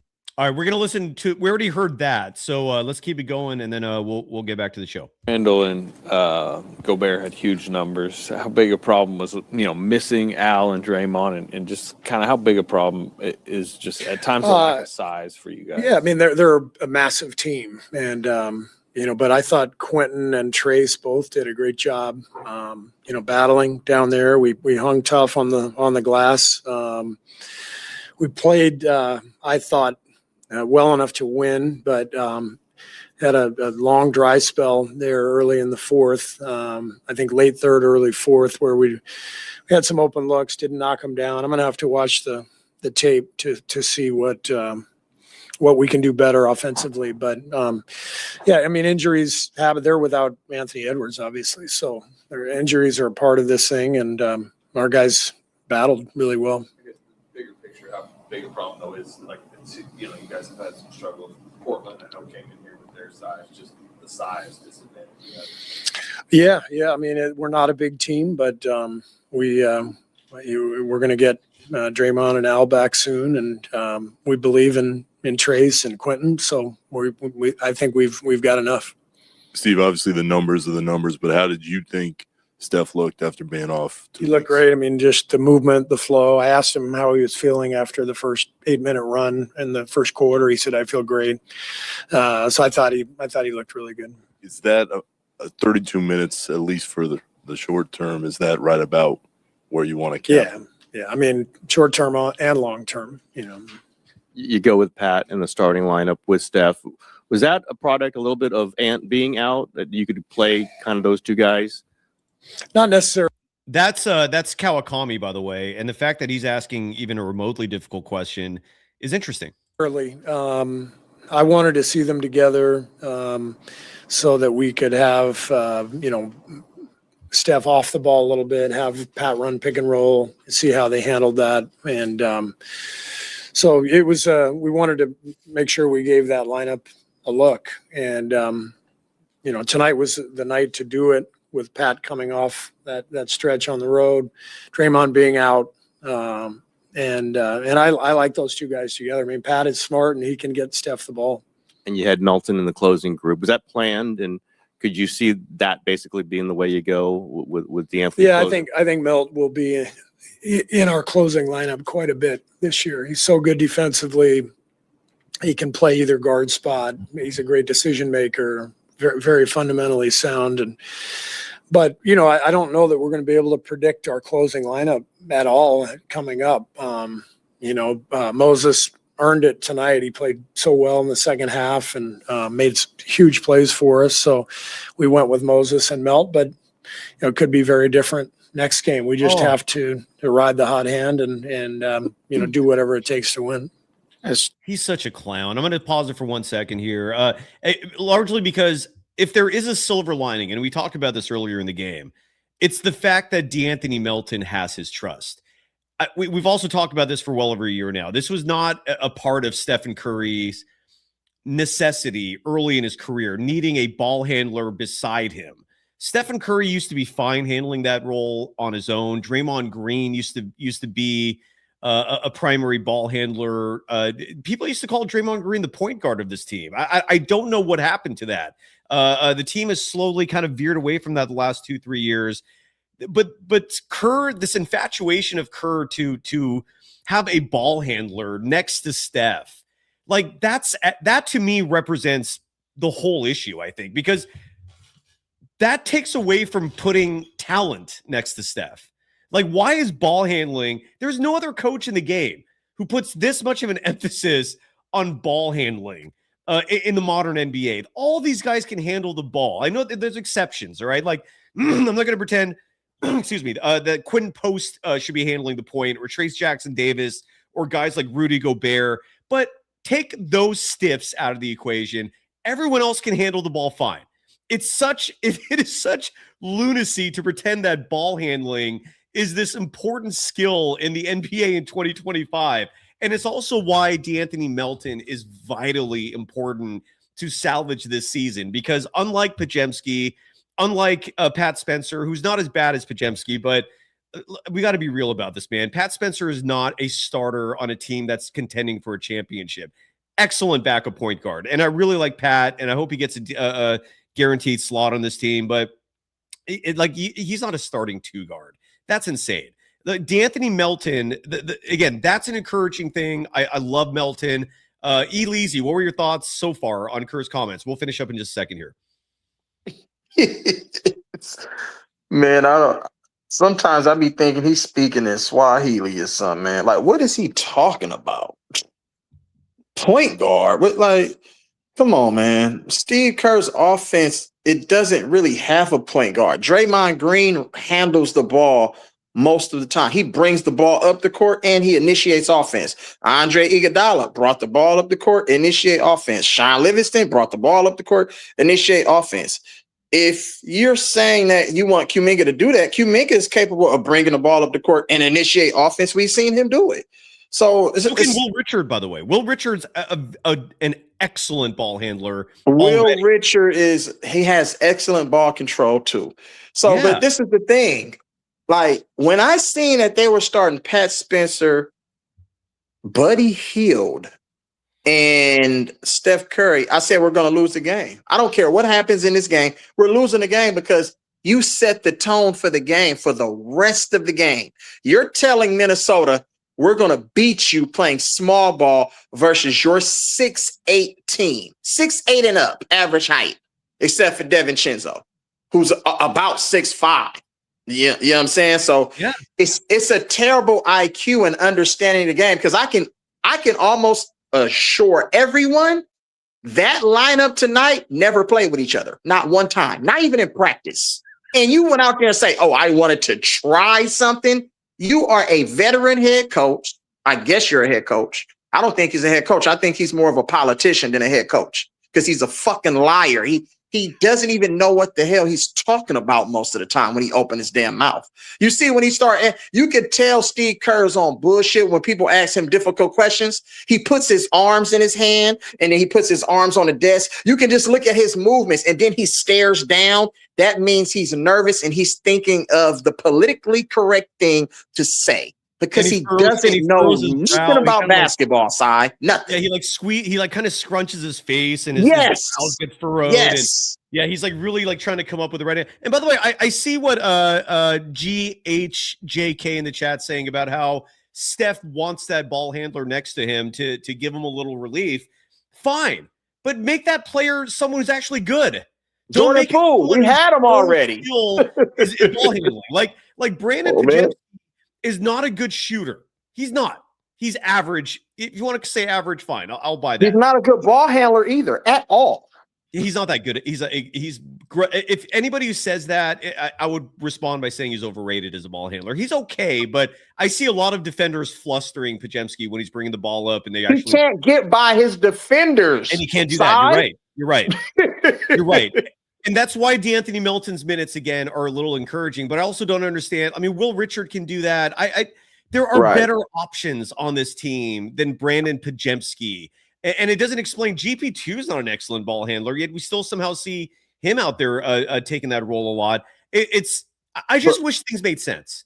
I wish things just made sense. They never make sense. Listen to this, though. The guy said, "Oh, man, we love DeAnthony Melton. His defense, his playmaking. He's going to finish a lot of games." But you started Buddy Hield over him. Like, it doesn't even make any sense, man. The Buddy minutes make no damn sense. I'd rather have all those minutes go to Moses Moody. And I'd Seth Curry. Yeah, it's Seth Curry, Will Richard. There's just so many better options, man. It's his weakness. Look, Steve Kerr got fired as a GM for good reason. He just is not a good evaluator of talent. Like this is not his strong suit, and unfortunately, he's a basketball head coach. Let's hear the rest of this clip. There's about 2 minutes remaining. Here's the rest of Steve Kerr following tonight's 127-120 loss at home to the Minnesota Timberwolves. The team Warriors are missing Draymond Green and Al Horford, like that matters. And Minnesota is missing Anthony Edwards. In this loss. Steve, I'm sorry I wasn't here for pregame. So was Seth available tonight? And if he was, why can Seth? Yeah, Seth. Yeah, he was available. So why was he not in there when you guys were struggling shooting from three earlier in that game or during the game? Well, it's tough. We played 12 people, or maybe 11, but it's.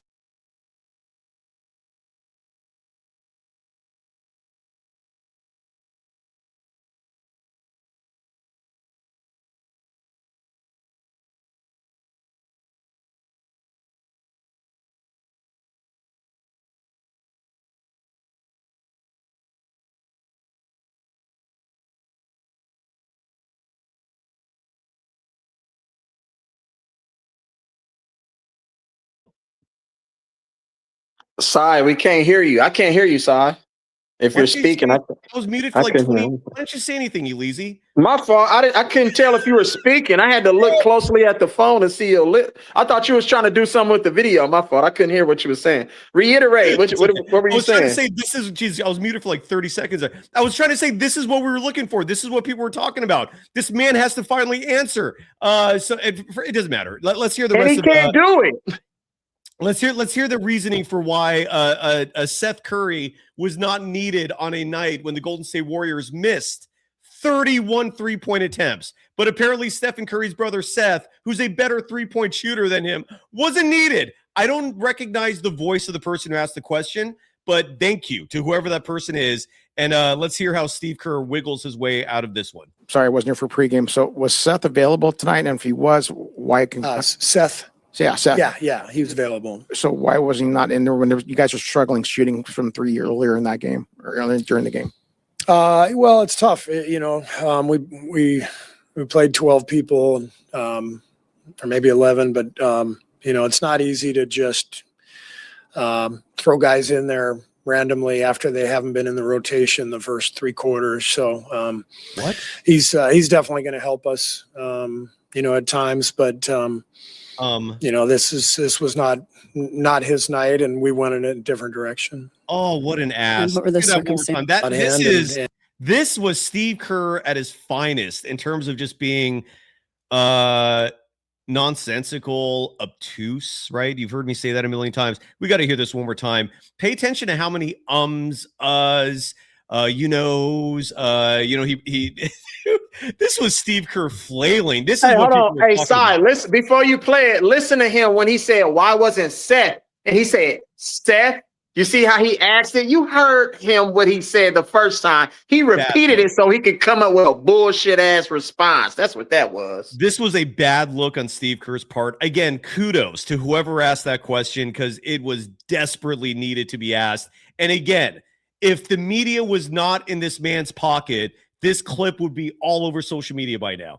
Someone should get on YouTube and clip this and get some retweets and likes because the first person who does post this is going to get a lot of traction. Here again is Steve Kerr. Sorry, I wasn't here for pregame. So was Seth available tonight? And if he was, why can Seth? Yeah, Seth. Yeah, he was available. So why was he not in there when you guys were struggling shooting from three earlier in that game or during the game? Well, it's tough. We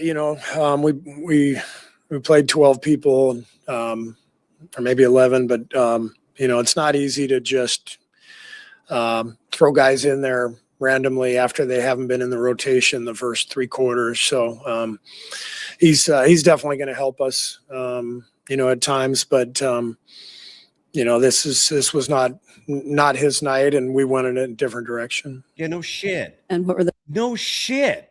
God damn it! And didn't Guy Santos hold on? When did Guy Santos play in this game? Because I could have swore he didn't play until the second half. And how many players have come into these games without any first half minutes? But so somehow it's okay to throw a player into the fire in the third quarter, but the fourth quarter is a no-no. And something tells me there's plenty of examples of players. He did that to Guy Santos this year. Last week he did that. He put Guy Santos in the game in the fourth quarter, and he ain't played a minute the whole game. You're right. That didn't happen tonight, though. Guy Santos did play some first half minutes, 4 minutes, 53 seconds. But again, I don't know who that reporter was. Bravo to that person. That was crazy. That was absolutely crazy. And he always has a good answer for when people ask him about the Kuminga DNPs, but that caught him off guard, and that was hilarious. Let's hear the rest of this interview. About a minute left to go. Here's Steve Kerr tonight following the Warriors' loss to Minnesota. The circumstances for JK's second straight DNP. Just right now, it's where things are. I mean, you saw Guy come in there for 6 minutes and he lit up the crowd with his energy and the ball movement. That was maybe the best stretch of the game for our offense, just with the flow and with Pat playing as well as he is. It's just where it is right now, but it can change very quickly, as you all know. Other than that one stretch in the third, the turnovers were pretty good tonight. Is that sort of a product of running more stuff through Pat Spencer and some more pick and roll stuff? I just think, having another ball handler on the floor with Pat or Melt, BP, Having the floor spacing of Quentin, the game gets easier, and it's much easier to take care of the ball. How much of an emphasis is getting, side to side ball movement, swinging the ball around the perimeter, generally offensively? That's our game. I mean, we are a ball movement team. We always have been. And, when we can get it swung, we generally get pretty good looks at the rim. Thanks. Unreal, dude. Kudos to the chat for pressing that, because I'm never on a post game show seeking out full post game press conference interviews, but that was a gem. And again, I maybe someone has posted on social media since, but I was looking for that clip for a long ass time. I could not find it anywhere, and that really symbolizes the Steve Kerr tenure as the head coach. See, I see a clip from KNBR posting the question asked of Steve Kerr about the Kuminga DNP, but it was the Seth Curry question that really exposed the man, and all the ums and the ands and the and the it wasn't his night, and unbelievable. Yeah, no one has posted that clip.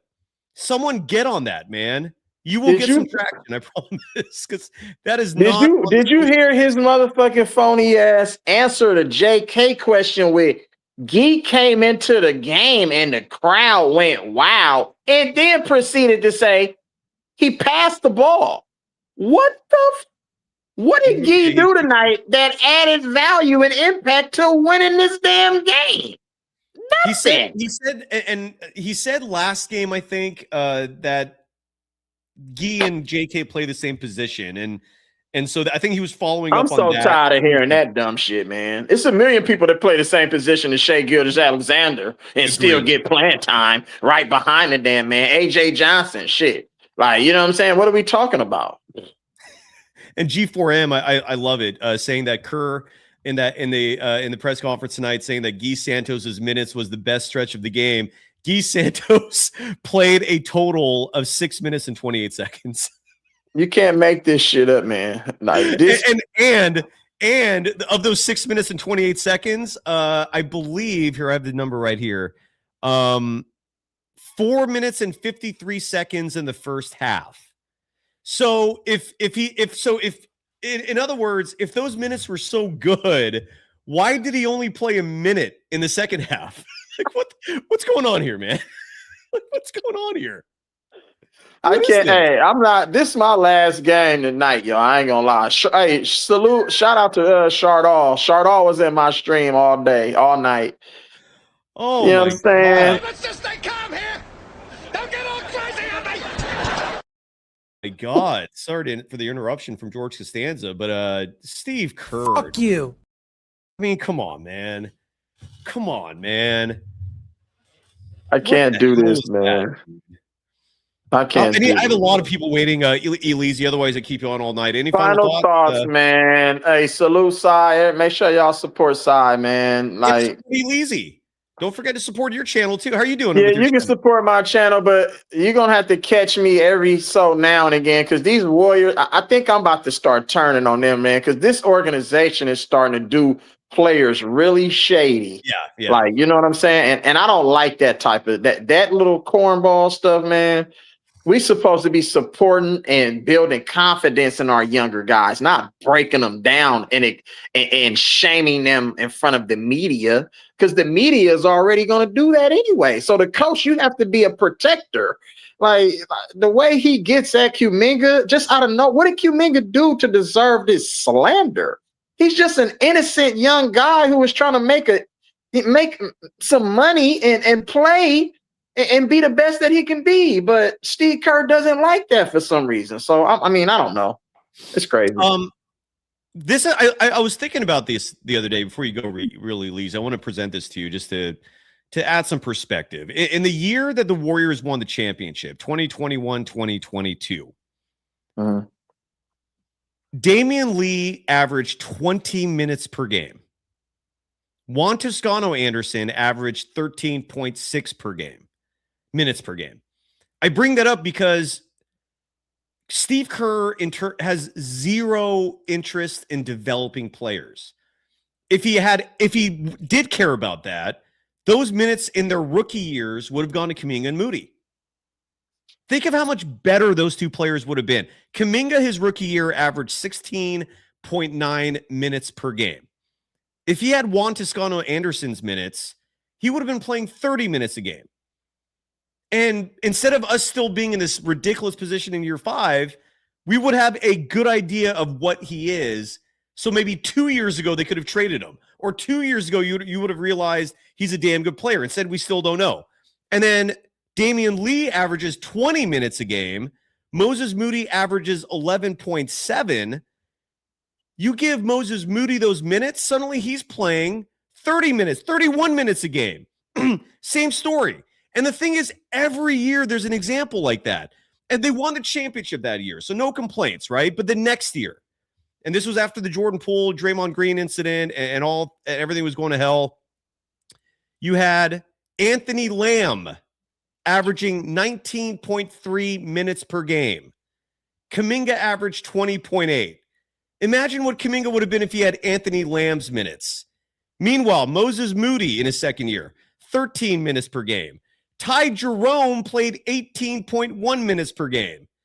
You don't think Moses Moody would have developed a hell of a lot further if he had gone those minutes?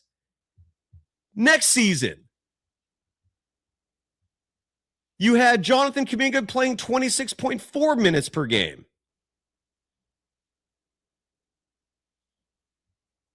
Hold on, where the hell is And he scored a career high that season. I think he averaged almost like 17 points. But I thought that was the year they had JaMychal Green. Here's where the minutes were wasted. Dario Saric played 17.2 minutes per game. You're telling me Kuminga couldn't have used those minutes instead to develop? Meanwhile, Moses Moody plays 17.5 minutes per game. Corey Joseph plays 11.4. Why? Why? I don't know why there aren't any JaMychal Green minutes. Then the next year, last season, Kuminga, 24.3 minutes per game. GP2, 15 minutes per game. You're telling me Kuminga couldn't have used those minutes? And then Moses Moody averages 22.3 minutes per game. Meanwhile, you have Dennis Schroeder playing 26.2, Lindy Waters 17.2. Kyle Anderson was also getting 15 minutes per game before he got traded.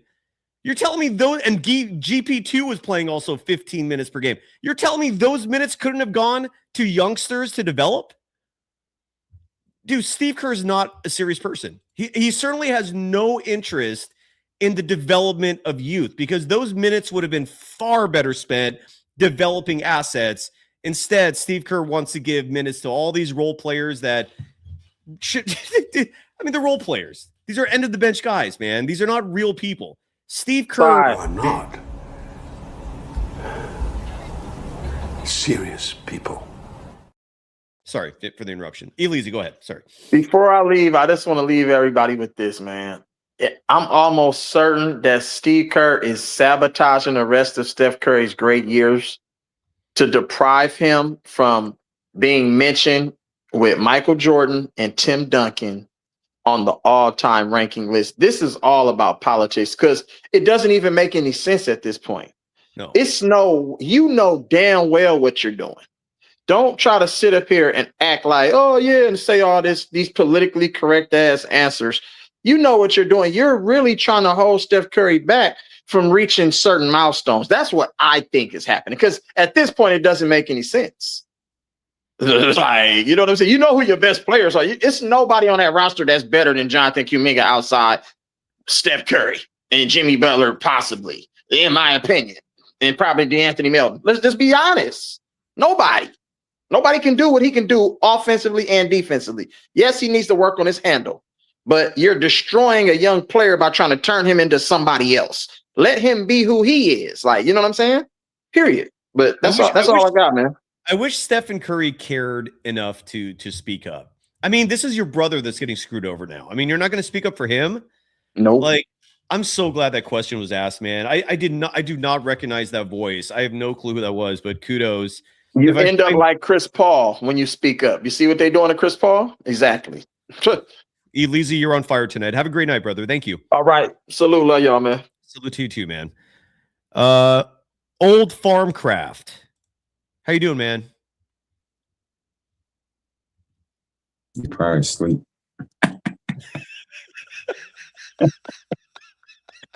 So, wait, are you in bed? Is that what you're saying?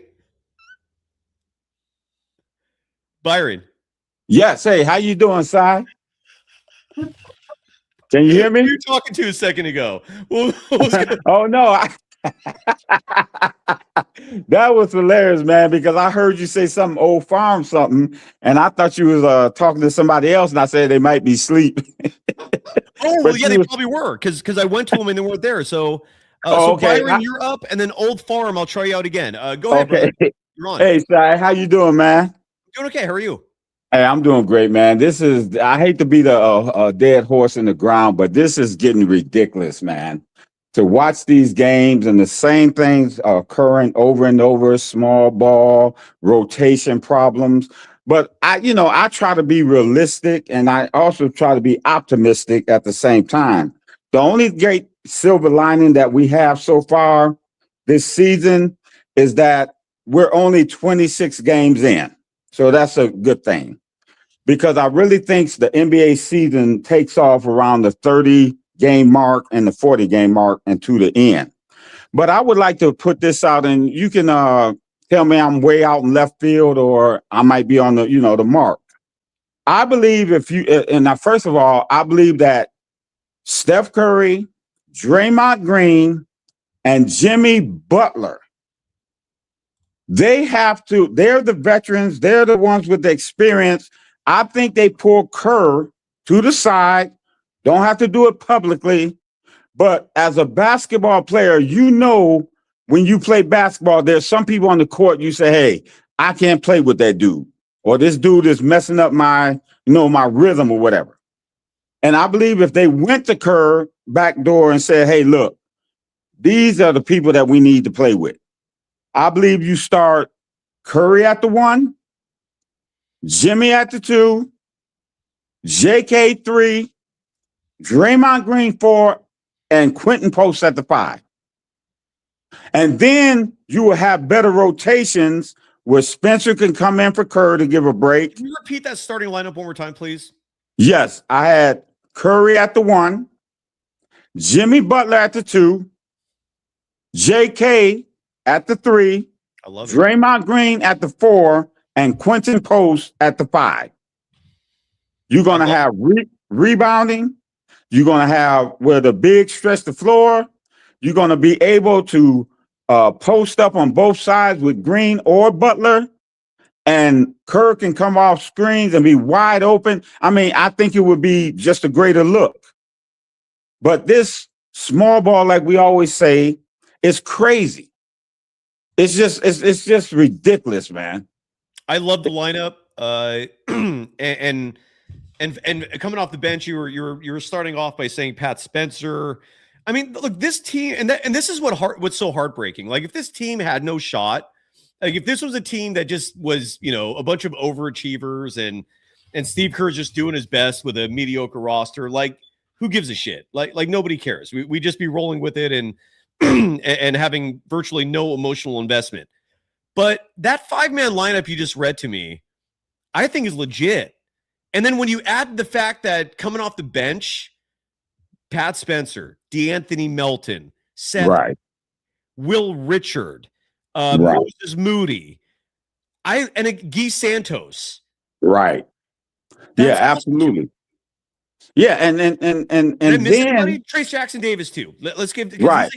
I like him, man. I'm like, I don't know if he's a starter, but he deserves minutes. I thought he played solid basketball tonight. Right.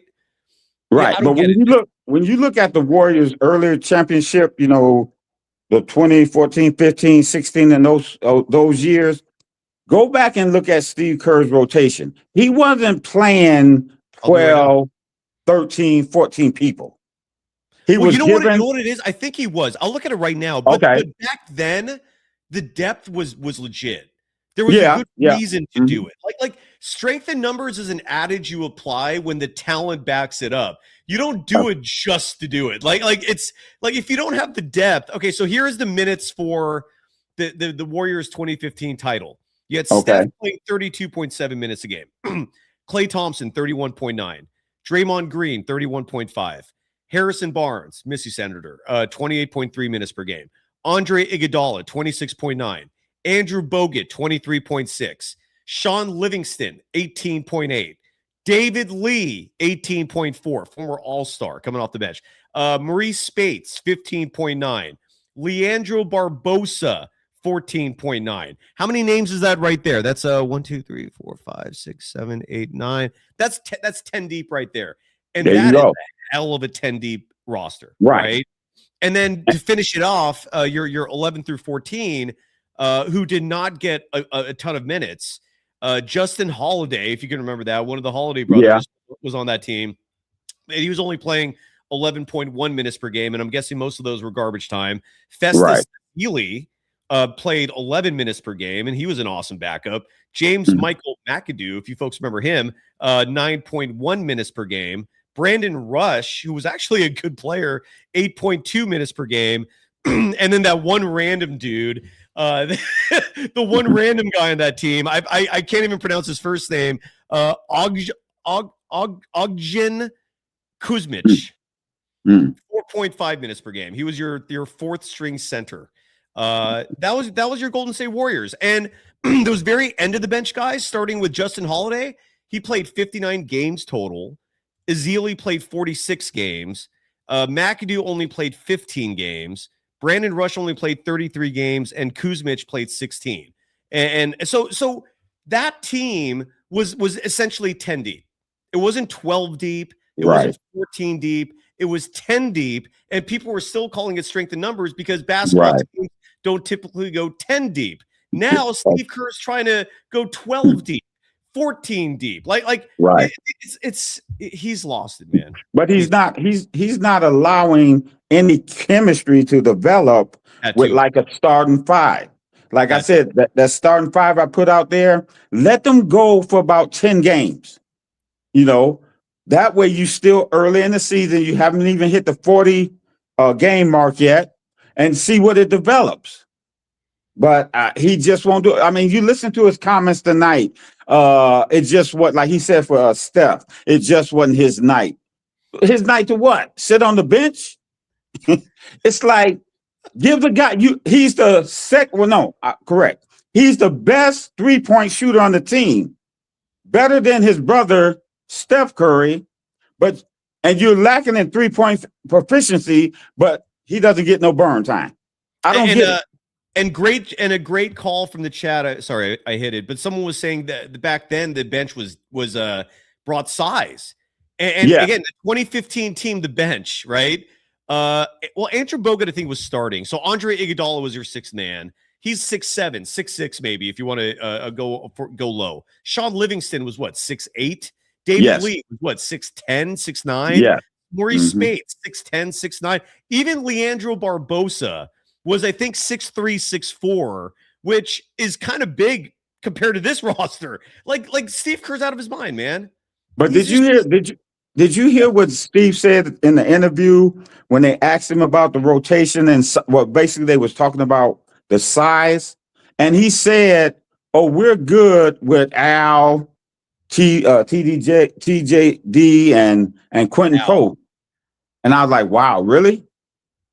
You know, they're not doing anything this year. You know, as far especially Al. Now TJD and Quentin Pope, they're developing into good players. And that's because they get a little burn time. But Sai, I would ask you this question. What direction do we need to go in now? Well, what I want is, sadly, I don't think is realistic. To me, it's obvious. You got to replace the coach. You got to, there's got to be one of two things. Either you just flat out force Steve to resign, and then you promote Terry Stotts. Because again, I don't think a midseason system revamp is what this team would need either. I think you'd have to have some consistency in terms of coaching. So, but they're not going to do that. So the only other thing I could think of is Joe Lacob calls Kerr and takes away his power to decide rotations. Like Right. that to me, like, I don't know if that's a realistic thing, but if you're Joe Lacob, like, I don't know how you just stand back and watch this and not do anything. Which is why I keep begging the question, what is Joe thinking? Like, what is going through Joe Lacob's mind? Unless he's behind all this and he's enabling Kerr and he has some bigger plan in mind. I don't know what's going on here, man. This makes no damn sense. It's unfortunate. But yeah, if I actually have decision-making power, yeah, Steve Kerr's out. I mean, this does not represent a head coach who knows what he's doing. This does not represent a head coach who has the present or future in mind. All he has in mind is, what can I do to make Stephen Curry happy? That's all I feel like he does. That's his whole motive. But you know, and it's sad because great as Steph is, I would hate to see him just go down basically like Kobe did in his last couple of years, just, putting up shots. Yeah, still looking pretty good, but not really looking like, hey, we can win another championship. And I hate that for him because he's still, to me, good enough. If you surround him with the right coach and the right pieces, could still win another chip easily. I agree with you on that. And that's why I care so much. Like, if you ever see me riled up, passionate, like actually giving a shit, it's because I think this team still has hope. And there are good players on this team and they're rotting away for inexplicable reasons, man.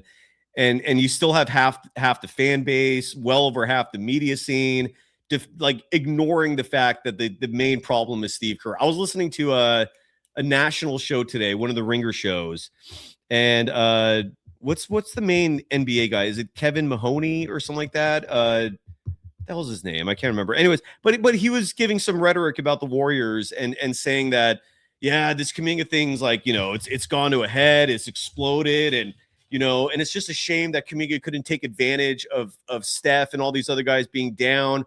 He had the opportunity to take over and make it his team, and instead he just wasn't good enough. And I'm like losing my shit here in this, going, Jesus Christ, another national media guy just ignoring the fact that Steve Kerr took his minutes away. How the hell can this guy do anything if he's not playing, man? Exactly. But that's Steve Kerr's power of influence. Like, he has duped so many people into thinking the guy's like coherent and intelligent. And I'm not saying he's a dummy in real life, but what I am saying is he's making a lot of decisions when it comes to rotations that just don't make any sense and hurt this team far more than help them. And it's indefensible. How do you defend this shit? You don't. 4 rings. Well, Casey Jones got 4 rings. Yeah. You don't hear anybody talking about him. Casey Jones got 4 rings. He's not even in the Hall of Fame as a head coach. Casey Jones had Larry Bird winning championships for him. Right. Just like Steve Kerr had Stephen Curry winning championships for him. It's insane, man. God, yeah, it's terrible. But you know what really pisses me off, Si, is you went through this whole summer with this negotiation with JK. Like, it was terrible. And then to get to the year and don't even play the guy? I don't get, what are we doing with this guy? I mean, if I wish they would be just truthful and say, hey, we in mid-season we plan on trading because of whatever reason. But just to sit there, DMP the guy, and try to run into to be a playing team and then get ousted out in the first or second, come on, we got to do better than that. Way better. And one of my really great fears, because I do think Kuminga's out. Like, it would shock me. Yeah. It's not impossible. I mean, we've seen crazier things happen. And what I mean by that is, like, who knows? Maybe Kuminga does stay. But what my worry is who the hell are you going to get for him? Right. Like Hamza Kassem in the chat's asking for Giannis Antetokounmpo. We all want Giannis. I mean, that would be a dream scenario. But I mean, there was a report out today or yesterday and about how apparently Giannis's destination is Miami, or that's his dream. Like, Miami and New York are his two ideal franchises. Does he want to come to the Warriors? If he doesn't, that's a dream. That's never going to be a reality. Who else is out there? Like, Trey Murphy would be a dream target, but who knows how many other teams are also pursuing him, and who knows what they're offering? Who knows if the Pelicans even want Jonathan Kuminga? What else? I don't know who's out there, man. Who's out there that's just going to be a magic fix for this? I'm starting to lose hope that option exists, even though that seems to be the most logical step to take here is make another trade. But for who?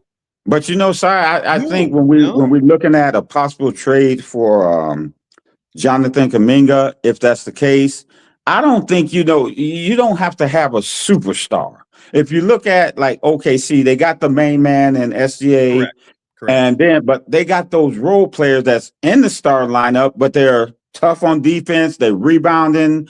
They can hit open shot. So if I'm going to trade JK, I'm like, look, I'm not giving no farm away to get Giannis and just sell the whole farm. What I possibly do is say, like, who's some good wings, just like you mentioned about the 2014, 15, and 16 teams. Let's get some of them 6'8", 6'10", wing guys and stuff like that, so that we can be compatible in the games, man. I'm with you, Byron. Byron, I appreciate you, brother. You've been a Golden Dazer for a long ass time, and I can't thank you enough. Man, I'm a Golden State Warriors fan, man, but I'm gonna have to go down there and slap Kerr or something, man.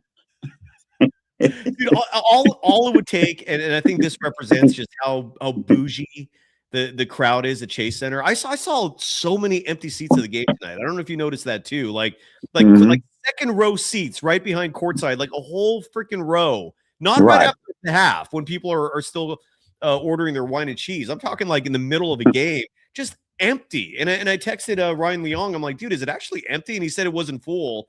But that's the crowd, man. And all it would take, boo. That's all it would take. Fire Kerr. That's all it would take, man. I think we need to all bullshit. Just little. If we could get one, I would even support somebody GoFundMe to buy a courtside seat behind Kerr and just do that. But you know what my dream scenario would be if you really want home court advantage, and this is one of the reasons.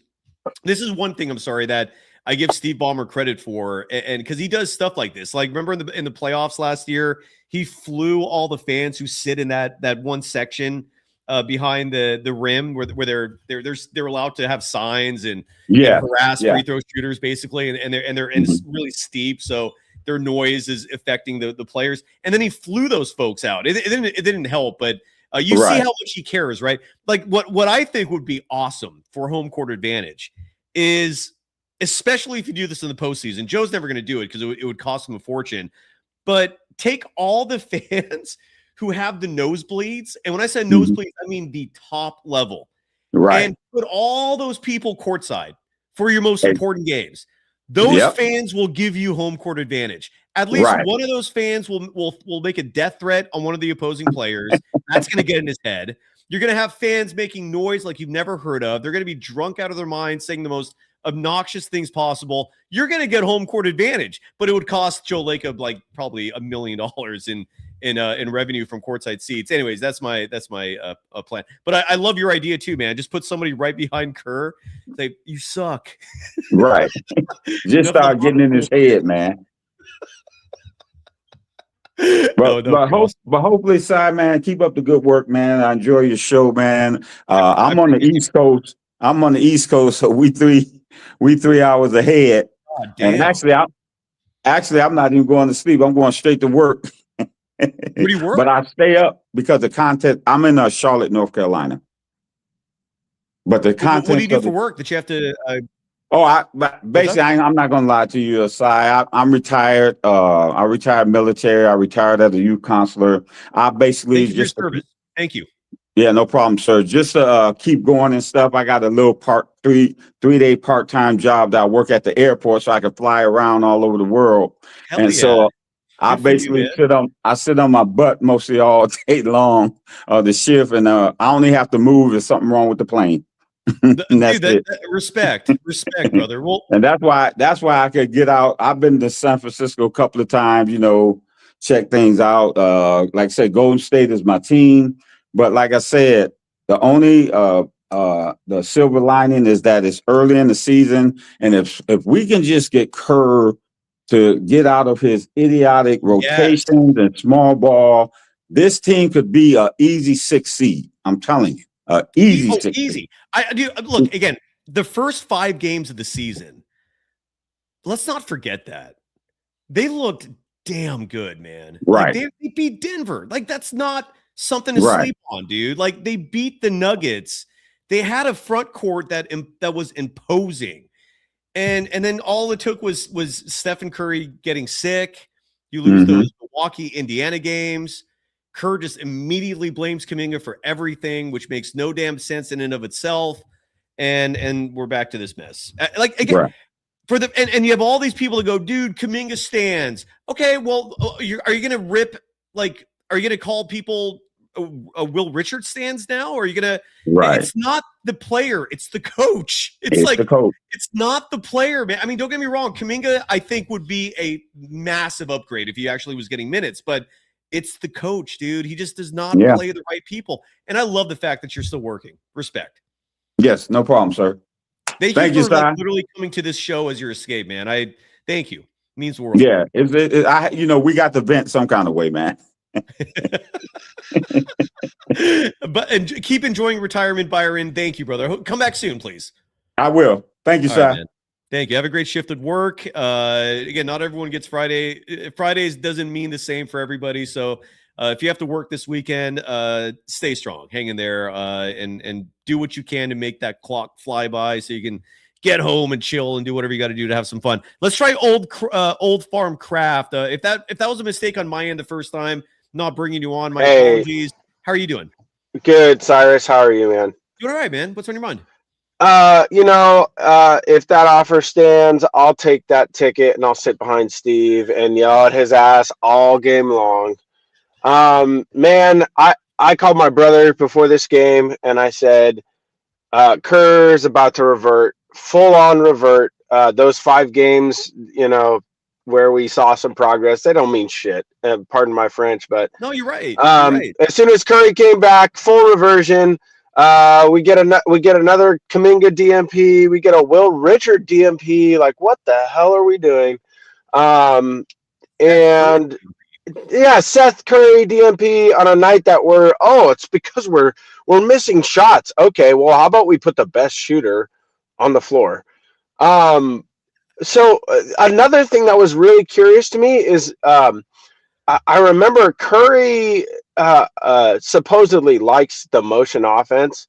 So to me, it confuses me. Why would Kerr start Curry with the PNR, the pick and roll general, Pat Spencer? That makes no sense to me. That was the trendy thing to do at the moment, man. I know. It's so, man, he's so out of, I said it in my comment, dude. Like, why does Kerr look so chill? And I know the answer. It's because he's got nothing to worry about. He has zero accountability. He has nobody's breathing down his neck for the decisions he's making. And well, thank God we got some people pushing back in the media to some degree. I mean, it's kind of too little too late in some sense. Maybe not. Yeah, man. It's still December. Like, we haven't even. Yeah, that's true. We're not. It's not over yet. It's not over till the fat lady sings. But I will say this, man. I'll say this. Like, small ball makes a lot of players look like crap, and that's like across the board. Like there's pods stinking it up. Even Kuminga. Let's say Kuminga's stinking it up. Whose fault is that? Why is Kerr playing positionless basketball? Why are we playing Kuminga out of his position? Why are we putting Jimmy Butler at the 4? Jimmy Butler, to me, honestly, when he first came to the Warriors, I'm like, he's a guard. And that's remembering where, the lineups we had in 2015 through, that run we made. Like, we had big lineups. So our small ball was big. And so just to piggyback off that, I want to read to you real fast and to everyone else. Old Farm, by the way, where are you? I love your picture. Yeah, man, I'm in Santa Cruz. Love it, dude. Yeah, C-Dub fan. Are you like a native? Like, are you from the area? I'm originally from Watsonville, born and raised. Same shit, same county, right? Yep, yeah, it's South County. Yep. There you go. Oh, and I'm a big C-Dub. I like the C-Dubs. I try to get get tickets and go to games. And side note, me and my wife, when we watched Pat Spencer and Guy Santos play, I will say this: those guys play with heart and with hustle, and if you play them in the right role, they're an asset to any team. You play them out of position, you play them, you play them 6 minutes in a game where we desperately need size and rebounding. Like, yeah, you get what you get. I want to speaking of small ball, I want to remind people again that there is a fundamental difference between the small ball that we saw the last time the Warriors won a title and the Hobbit ball we see now. The minute breakdown in terms of who played on that title team. Steph obviously is your main minute dude, but outside of him, Andrew Wiggins 6'7", Jordan Poole 6'5", Klay Thompson 6'7", Draymond Green 6'6", 6'7", whatever it is, Otto Porter Jr. 6'8", Kevon Looney 6'8". Though, and I'm going in order of minutes here, right? So these aren't hobbits. These might be medium-sized dudes, but they're not hobbits. Damian Lee 6'5". Andre Iguodala, 6'6", 6'7". GP2, he's small, but he's an exception. Kuminga, 6'7". Bielitsa, 6'8". Juan Toscano Anderson, 6'6". Moses Moody, 6'5". That's your team. Yeah. And then we want to compare it to now. I'll go in order. Let's go in order with this current team in terms of minutes. Like who's getting the most minutes outside of Steph? Jimmy Butler. Okay, you got some size there. He's 6'7". Draymond Green, 6'6". Brandon Pajemski, 6'4", with that tiny-ass wingspan. Kuminga, 6'7". Moses Moody, 6'5". All right. Will Richard, 6'5". Okay. D'Anthony Melton, 6'2". Buddy Hield, 6'4". Quentin Post, 7-footer. I like that. Seth Curry, 6'2", 6'3". Pat Spencer, 6'2", 6'3". Trace Jackson Davis, 7-footer. GP2, 6'2", 6'3". And then Guy Santos is last in minutes. So insane. Well, and we lost you. Old Farm Craft, we lost you. And the drop-off was quick, so I'm guessing that was like a power cable or a dead battery. Brother Fly Lineage. Why are you're back? Why are we doubling down on the stupid? We're doubling down on Pods and Buddy Hield. Are we serious? No, Kerr's not serious. Like, it's obvious, right, to anybody. They need to be at the end of the minute. I hate to say this, Cy. I hate to say this. As much as Kuminga is a done deal trade out of here, most likely, we are not going anywhere with Kerr. It's not going to happen. Yeah. He's not going to change. He's so out of touch. He has no accountability. We would have to see some major pushback from media, and we'd have to see something from Joe Lacob and Dunleavy. Like, that's the reality. And I messed up, by the way. I called Trace Jackson Davis. I can't hear you. I'm not sure what's going on. No, I called Trace Jackson Davis a 7-footer. He's actually 6'9". My apologies for that. Sorry. Thank you for calling me out, Zabates and Jenna Lynn. Yeah, he's about 6'9". My bad on that. Anyways, and Old Farm Craft. Can you hear me? Yeah, there we go. I can hear you now. Okay. Any final thoughts before we bring either Quentin or Cam, one of the Fire Kerr guys? Last thought. Actually, just a two-parter. The last time, and this one's a short one. The last time we played a 2-guard lineup, I think, was against Cleveland. It was post TJD Gee. Let's see. It was post TJD Gee, Kuminga, Pat, and Buddy, and Kerr only played him for 30 seconds. So. Good gracious. And then I was arguing, like, man, we're not going to get anywhere, too, with this fan base. I know you want people to boo, but I'm arguing with these diehard Kerr apologists who say that Kuminga can't dribble, Kuminga can't shoot.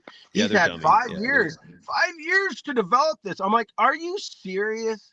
And same thing with Moody. And this is what gets me, Cy, is this person said, oh well, at least Clay could dribble. I'm like, what? I mean, Clay's dribble is passable. It wasn't anything special.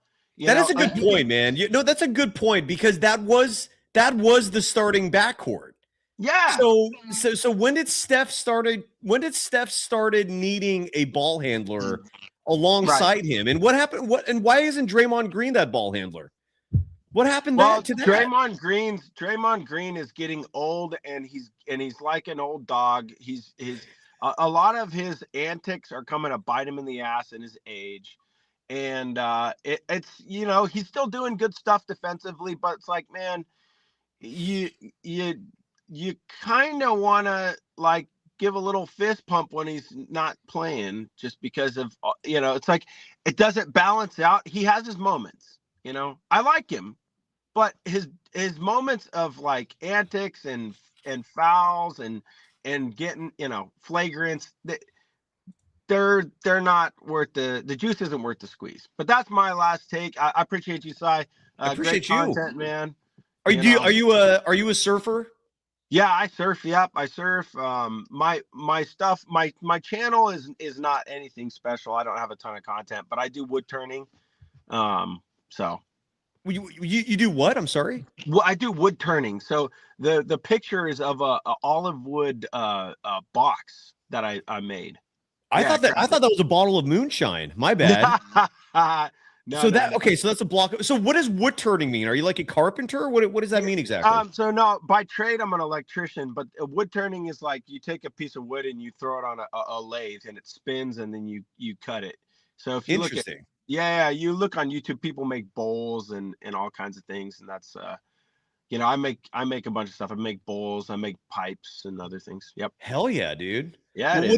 Well, where do you surf, man? Like what are your I'm not asking you to give me the secret spots. Like you're good. Yeah, Santa Cruz is fantastic. 38th, out in front of Jack's house. So you're an East Sider.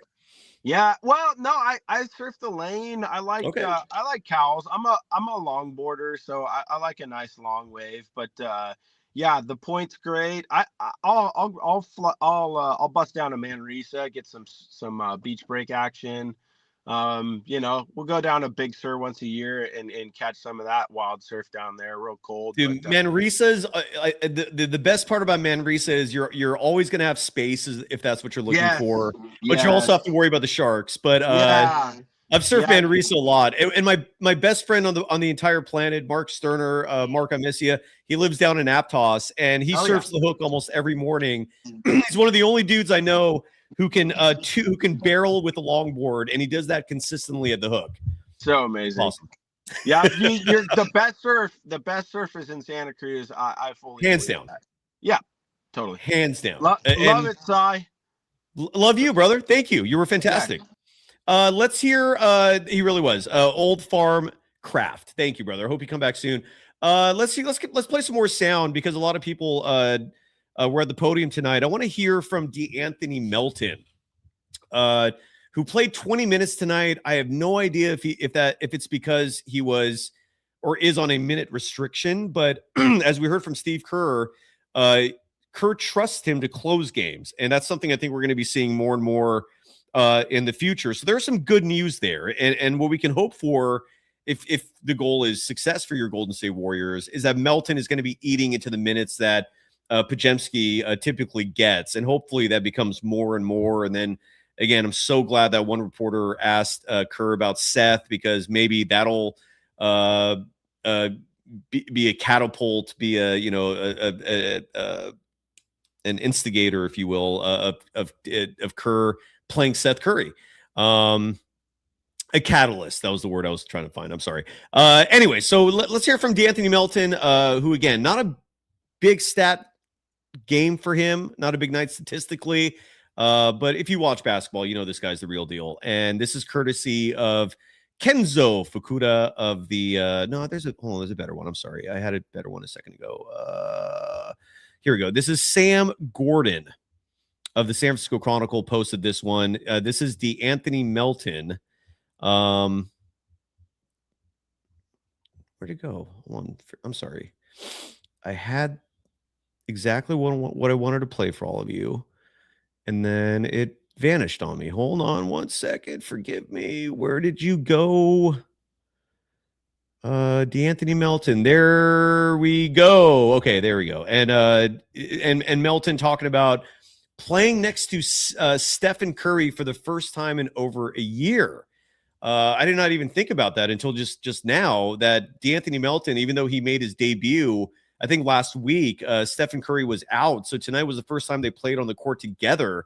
And let's hear from Melton. This is courtesy of Sam Gordon of the San Francisco Chronicle, who posted this, and D'Anthony Melton, one of the silver linings on this team. Let's hope he gets more minutes. And here he is talking about his performance tonight and playing alongside Stephen Curry. I think today I didn't do my best of helping him out ultimately, but just my ability to just play make, get downhill at the same time, my ability to shoot. It's all things that it's good for Steph to have next to him. But I think today I just gotta play better. To kind of follow on that a little bit, that's your first time playing next to him in over a year. What's unique about playing next to Steph? Man, just can't get caught watching him. I think sometimes I got caught just seeing what he wanted to do and seeing what he wanted. But like I said before, just aggressiveness helps Steph too. Get downhill, being a threat is the most important thing. So you gotta make sure, even with Jimmy too, a lot of guys, they got half a season with Jimmy. I've gotten 2.5 games with Jimmy. So seeing how he likes the ball, how he wants to be effective, and how he wants other people to be effective is important for me. Just on the fly to figure it out. But I think both of those guys, they just want you to be aggressive, play your game, and I think they'll figure it out within that too. All right, that's D'Anthony Melton. A little disappointed in himself tonight. I saw someone in the chat say he's on a minute restriction. I don't know if that's true or not, but it wouldn't surprise me if he was, as he's trying to rebuild strength in his knee, and the team doesn't want to have a repeat of what happened to him last year, being injured out for the season. Oh, we lost. I'm sorry, we lost. The Steve Kerr should be fired guy. We had both. I'm sorry for the people who had to wait.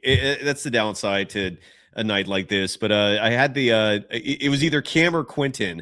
There are two people out there whose handles that I see in our green room before I bring them on. Their handles are identical. Kerr must be fired or something like that.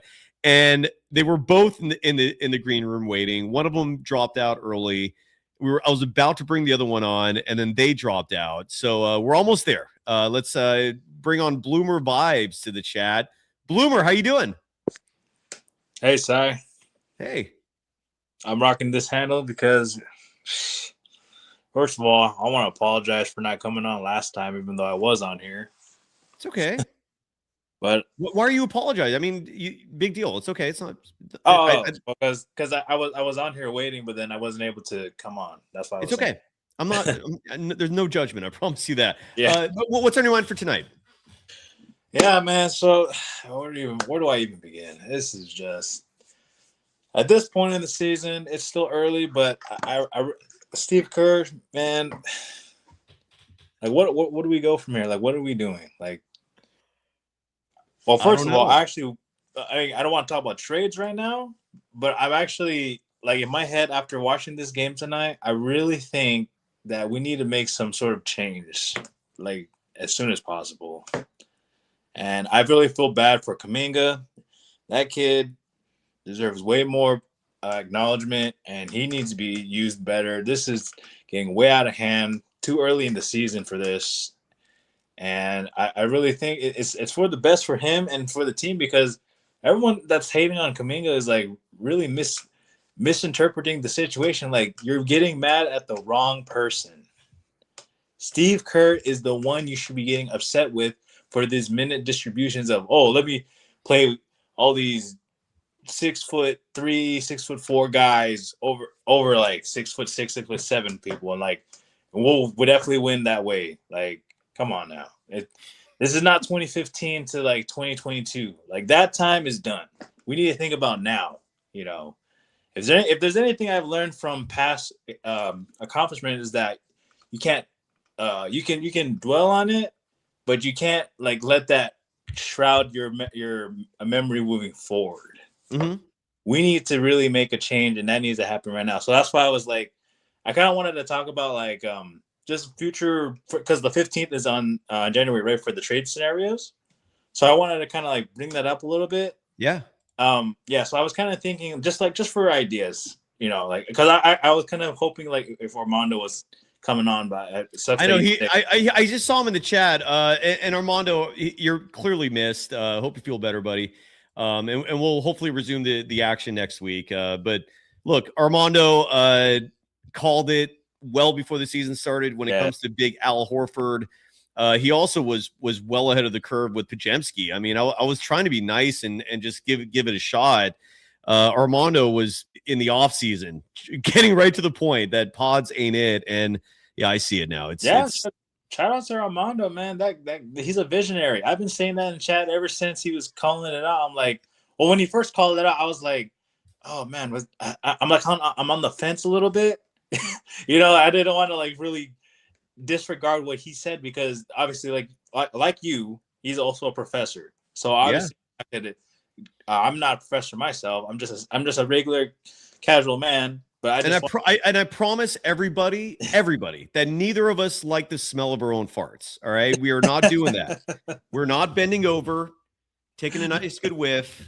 Okay, no hazy smug here. All right, like we like to think of ourselves as just regular people. At least I don't want to speak for Armando, but anyways, but there's no smug. Oh yeah, no fart smelling. So he was basically calling it the whole time. But anyways, just basically he was calling out the whole season, and so far he's nailing everything. It's like on point, like a checklist. But yeah. So I feel like every time someone says, like how many like Stephen Curry tonight said something like, we didn't have Al Horford. It's like every time I hear that, I want to take a page from Charles Barkley's book and say Armando Lora is rolling over in his grave when Stephen Curry is saying that. But just like Charles Barkley, he says that about people who are alive and well, and Armando again calling out Big Al Horford very presciently, because that ain't working. Like if Al Horford was active tonight, he would have been destroyed. Oh yeah, he would have, whether it was Julius Randle, whether it was Rudy Gobert, whether it was Naz Reid. Al Horford is old. He can't jump. There's a picture of him where there's a real photo out there, and I'm sure a simple Google search will turn it up if you're curious. Yeah, of this season, Al Horford in a Warriors uniform jumping up for I think a block to try and block a shot, and it shows like the floor, so you can see the amount of space between his feet and the floor when he jumps for a shot block, right? So you're thinking he's really trying to get up there, and it can't be more than like 2 inches. It's like the guy cannot jump. That's really bad. That's a really bad look, man. And he's owed like nearly $6 million this year. Player option for nearly $6 million next year. Oh boy, that was a massive swing and a miss. No doubt about that. Yeah, I really think that was a really big miss, because he was supposed to be a man. Like everyone was. Like, I mean, we were all even talking about it. Like he was supposed to be that guy that we picked up during the summer that was supposed to be kind of like not that much of a difference maker, but like at the same time, it's like, yo, this man is a veteran.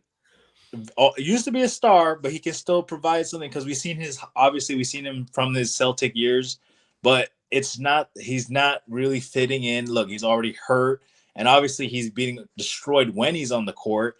And obviously, like you said, Gobert, Reed, Randall would obviously cook him.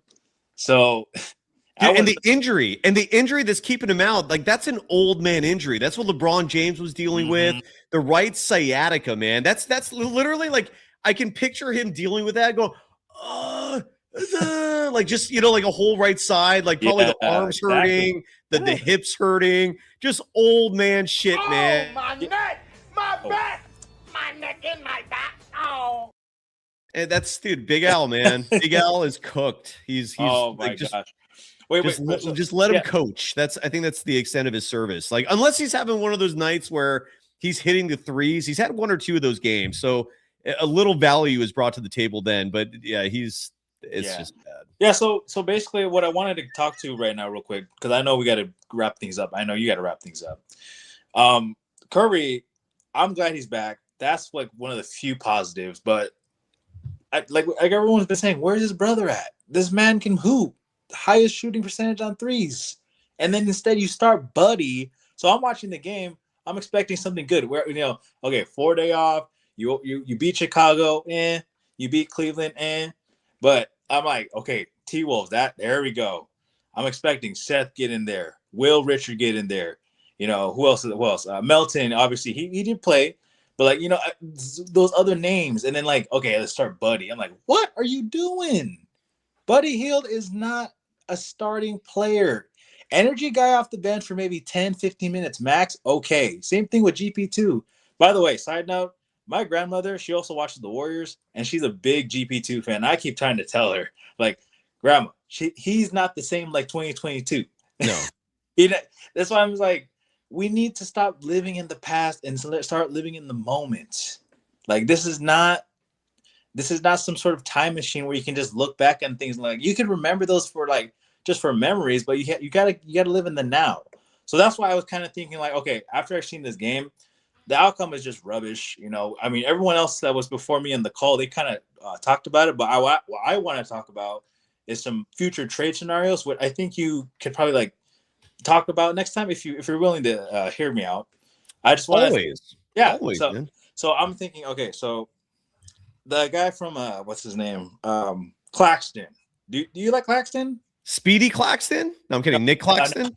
Yeah, Nick Claxton. Yeah, Nick Claxton.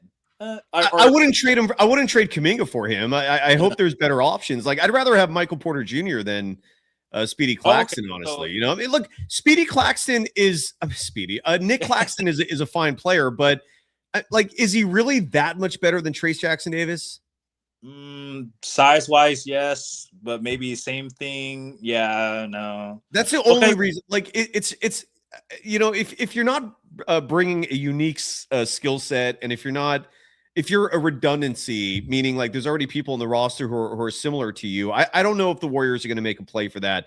Nick Claxton makes a shitload of money too. I think he's getting paid $20 million a year. Who knows? Again, I wouldn't hate it, but I just don't know if that's the answer, and I don't think the Warriors realistically would pursue him either. Oh, well, because my idea was like maybe not a Nick Claxton per se, but like some sort of like kind of like Andrew Bogut or like a JaVale McGee, like one of those like rough down in the paint centers. And then my idea was, okay, how about get QP playing kind of like a poor man's Dirk? You know what I mean? Put him at the 4. And then you could put like Draymond at the 3, and then you're gonna get less shooting, but size-wise, this would be really good. So Curry at the 1, you could put Jimmy at the 2, you can put Draymond at the 3, Post at the 4 for like a Dirk type, and you can get another big man in the center. So I mean, in terms of size, I kind of want something like that because you're still gonna get shooting with Post and Curry, and then defense with Jimmy and Dre. And then for like some sort of like center that can be hold down low in the fort, that's kind of what I was hoping. And then you can bring off the bench Moody.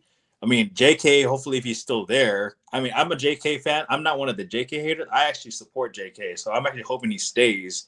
And then you can have Will Richard, and then kind of like what you're saying I think a live or two ago, you're like, end of the bench, guys, buddy, pause. No need to, you could just be like cheerleaders, I mean, I want Melton. I want Seth over those guys, definitely.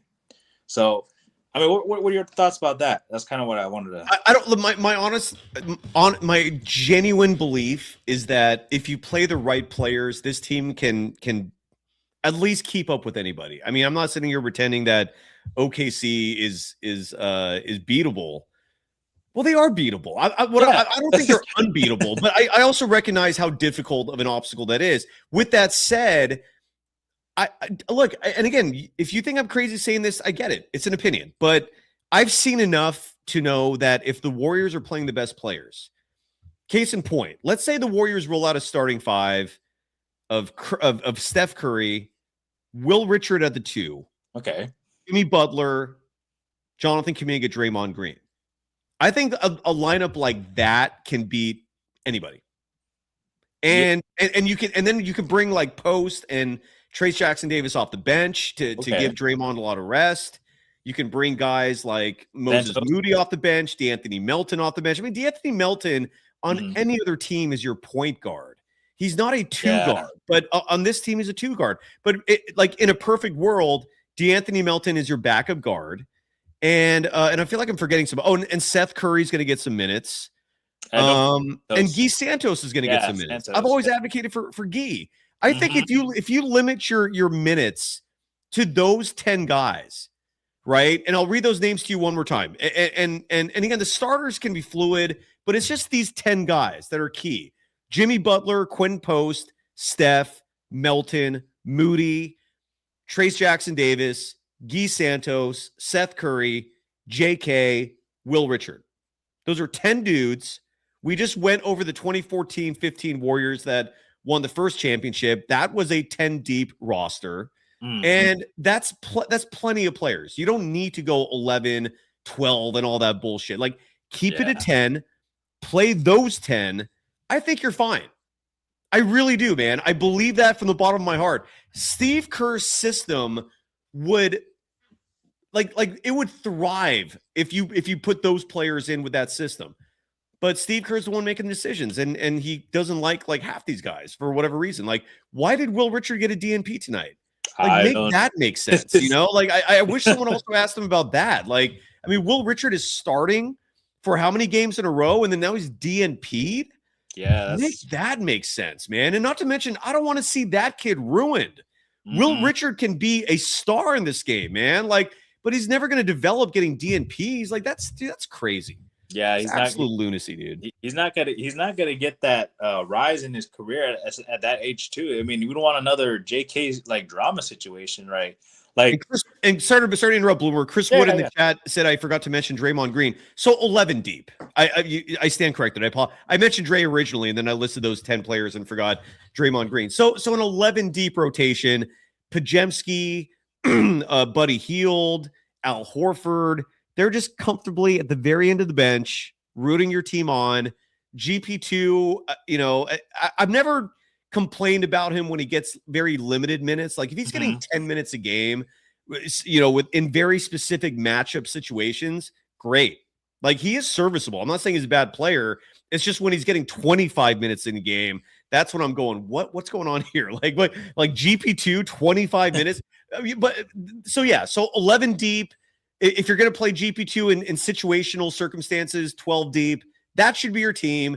And I think that team would kick some serious ass. But that's me. Actually, I'll take it even a couple steps further. Like, what about the two ways we signed? What about LJ Cryer and Malavoy Leones? And now you're just even better. and I want them ahead of those other guys still. Yes, me too. Even That's better. Like we're signing them, and I'm like, I mean, I obviously. I feel like those two-way signings with Leones and Cryer, I think maybe Joe Lacob has something up his sleeve, because I don't think this is a Steve Kerr type of like signing or like some sort of idea to get those guys. Because I mean, you're obviously seeing it, right? He didn't even play Richard, not even Seth. You know, obviously Santos was playing, but like he even got like very limited minutes. So. It's a very odd situation right now in terms of the rotations, because it all goes down to Steve Kerr, because this man is like you said, he's the Don Nelson of the modern day. He's not really focusing on adapting to the modern NBA of trying to get bigger, get more athletic, you know, keep all that small ball crap in the past, because it used to work at once upon a time, but not anymore. So it never worked like this. Again, this isn't small ball. This is Hobbit ball, dude. Hobbit ball. It was never this bad in terms of smaller lineups. The Warriors used to be an army of wings. Now they're an army of point guards. And I don't know what happened there. I don't know what's going on. I have no clue in what world they thought that's a good direction to go in, to go even smaller. But they did. They went even smaller. I mean, Chris Chiozza was the only true Hobbit on that title team back in 2022, and he was a two-way guy, so he wasn't on the postseason roster. He was part of the bench. He was at the very end, but he wasn't a part of it. And that was your lone Hobbit, with the exception of GP2. But GP2 in 2022 was genuinely a little big man. Like he was such an athletic freak that he could guard anybody pretty much. And if he was still that version, I would argue for him to play a lot more, but I don't think he's that guy anymore. I mean, we see other players routinely score on him, shoot over him. GP2 himself, like sometimes he can't even dunk a ball. It's just he's not the same guy. Guys, just 2 more points I gotta say, Cy, real quick. My second to last point is at this point right now, like I know it's, like I said in the very beginning, it's early, but right now the Golden State Warriors currently they look like the 2014 Spurs. I mean, like, do you catch my drift? Like, it's aging, but still great. Like Tony, Manu, Tim, that can still play at the peak of their powers, and then obviously Kawhi, and then JK would be in that case in this matter, and then just a bunch of role players. That's kind of what I see, but like they're not getting the type of fruition from the whole team. It's only like bits and parts, and that's something that Steve Kerr right now for this current Warrior squad that he needs to figure out, because if they keep going like this, it's going to be a repeat of last season, and obviously that's not good for marketing. Joe Lacob has to make some big decisions. The fan base is going to go crazy. I'm already at the point right now, like I'm a diehard Warrior fan since 2009. Since Curry was a rookie, and obviously Clay was my guy back in 2011. I mean, like you were mentioning some kid, like what was it, from Ottawa that was 8 years old back then when they won those chips. I was, what was it, the first championship from the Curry time with 2015. I was 16 years old. Oh wow. Yes. Right now I'm 26. It's a lifetime ago. Yeah. I mean, I don't want to brag about being old, but I already feel like I'm old, and I'm only 26. You're not old. I'm not old. Yeah, I'm not old. No, but mentally, from watching Steve Kerr, it's like I'm already growing gray hair. You're older, Yeah. but I mean, you went from being a teenager to being an adult, right? But you're not even, if you're not 30 to me, you're still a baby, dude. Like enjoy it. Enjoy. Steve Kerr is just making me feel like I'm an old man. Like it's Bloomer. Thank you, brother. You made me laugh. I just wanted to point those 2 out, but yeah, have a great night. That was funny. Get that 5,000K, man. Are we there yet? I think so, right? I think so. The last time I looked at it was 2 days ago, and we were like 2 away. Well, regardless, thanks forward, everybody. Man. I mean, dude, this last summer really screwed things up. It was the equivalent of the NBA like having a complete lockout where the season just shuts. That's what the Warriors did. They stalled any momentum for anybody whose job it is to cover the Warriors. That really threw a ratchet into our whole growth and progress. But yeah, man. 5K is a big deal. Thank you to everybody. Excuse me. Tremendously if we're at that point. And maybe we'll either do a show tomorrow or I think somebody asked in the chat if we're gonna have a show tomorrow. I don't know. Maybe. I mean, if there's more to talk about. But considering the Warriors are playing Sunday, that's not far off. Maybe we'll just do a show Sunday, if not tomorrow. Okay, man. But yeah, great to see you. Again. Yeah. And, hey, keep going, 5K and more, man. Sorry, one last thing. You really made Locked On Warriors what it was, and ever since then, I'm done with that. I unsubscribed. I'm just full on Golden Days, 100% the way. Let's go. Let's get it. Thanks, brother. Thank you. Have a great night, Bloomer. Thank you, man. That means the world. The silky smooth voice, and I love the fact that every single time, Aim, you come on, you have a new image, a new profile pic. This one for the podcast audience who's listening features Jonathan Kuminga with the blonde hair that he started last year with, and Steve Kerr wearing clown makeup. Brilliant. Aim, how you doing? Yo, I'm good, bro. What's good, bro?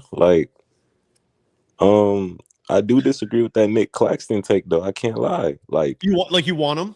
Yeah, he would be, honestly, bro. He would be great, bro. He's an elite defender. He can switch 1 through 5, and his real quick, I want to clear something up. BC, no one got fired from anything. Okay, I every once in a while someone will mention that in social media, and I have to put people in check. Don't slander others, meaning don't make up shit about other people that isn't true. Case in point, me being fired from another network. That did not happen. That's not the truth. Go ahead. Sorry. I just wanted to clear that up. Go ahead. Yeah, I was saying how Claxton was an elite rim protector and everything, but The only problem would be really his contract. Maybe it helped, but honestly, I think he would be too good of a defender for Kerr not to play him. So I think Kerr actually probably would play him despite the shooting issues. I think he Okay. would be just way too good defensively for him So are not you to play talking him. about Jonathan Kuminga or Nick Claxton? Now I'm talking about Nick Claxton. I know specifically. that. It was a rhetorical question. Like, do you not see how like everything you said about Nick, you could say about Kuminga? That's why I worry about it a little bit because I don't know if I would trust Kerr to play him.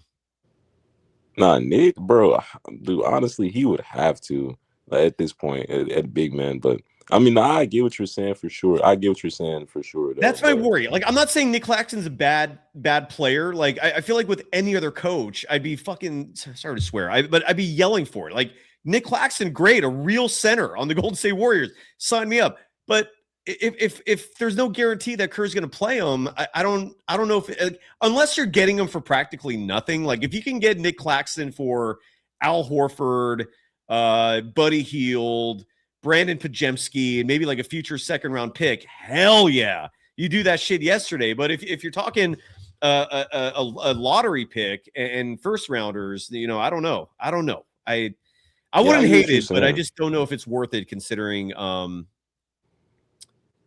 Steve Kerr.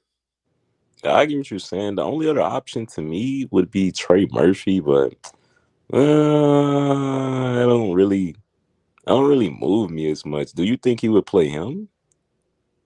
Yes. Yeah, And the reason why so is too. because he's a legitimate 3-point shooter, and Trey Murphy. Nick Claxton's not known for shooting the three, is he? Oh no. So yeah, and so Trey Murphy, like from the best of my knowledge, he stands in the corner as a decoy, which is exactly how Kerr treats Kuminga, right? And that makes no damn sense, but that's what Kerr always does with Kuminga.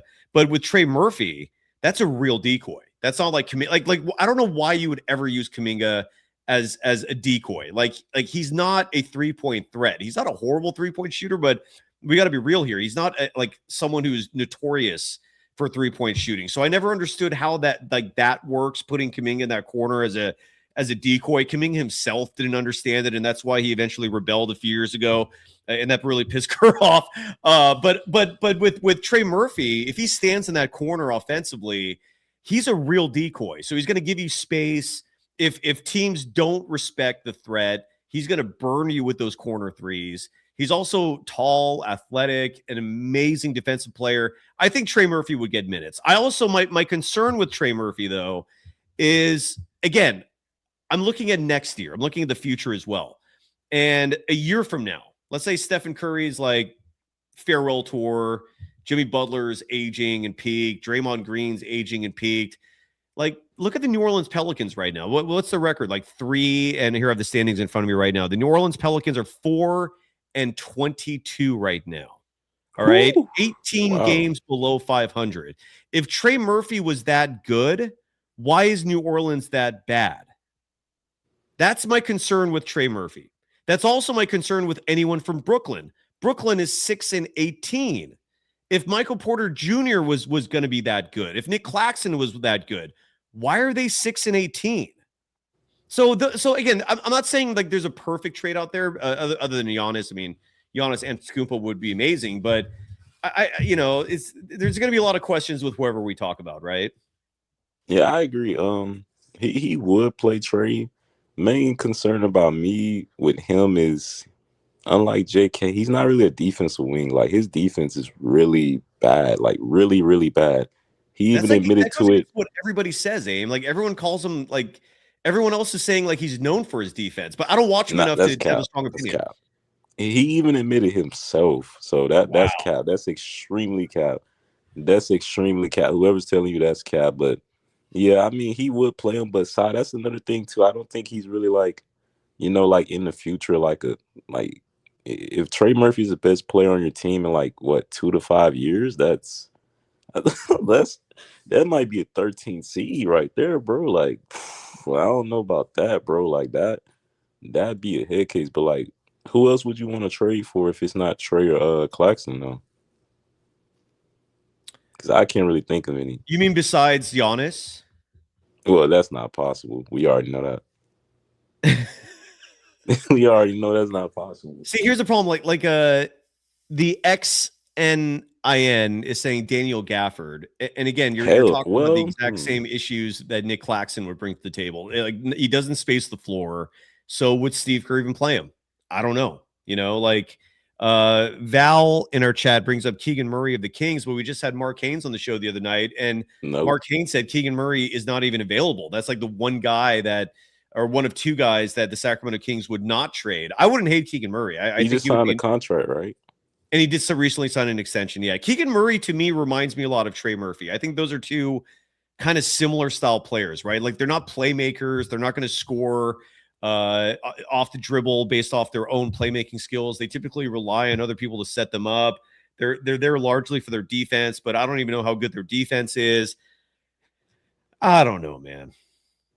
If the chat has any suggestions, let me know. I haven't done my homework yet, and maybe that's a show I do tomorrow, or maybe that's a show I do in the near future. Is all the realistic trade possibilities? But I imagine the Toronto Raptors have some assets, maybe worth taking a look at. I wish Alex Sarr of the Wizards was available. That would be my dream target, but I don't know if the Wizards would be willing to give him up. Something tells me if the Warriors trade Kuminga, they're going to want to trade him to an Eastern Conference team so they don't have to face him. If he does turn into a star, that's not going to be blown up in their face. So then the question becomes, okay, who out there? Like, do the Cavaliers have assets that look good to the Warriors, right? Like, would you trade him for, let's say, DeAndre Hunter?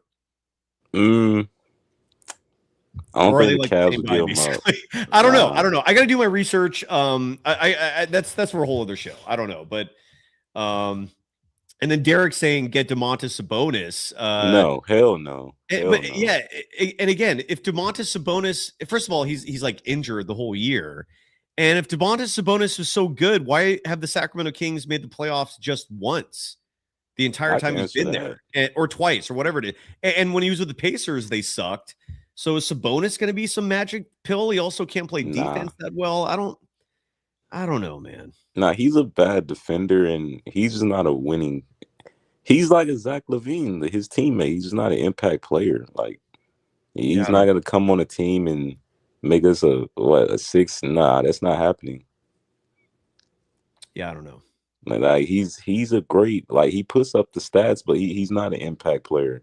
But other than Trey and Nick Claxton, I don't really see anything for real other than just small trades that can get Buddy Hield off the team, because we all know he needs it all.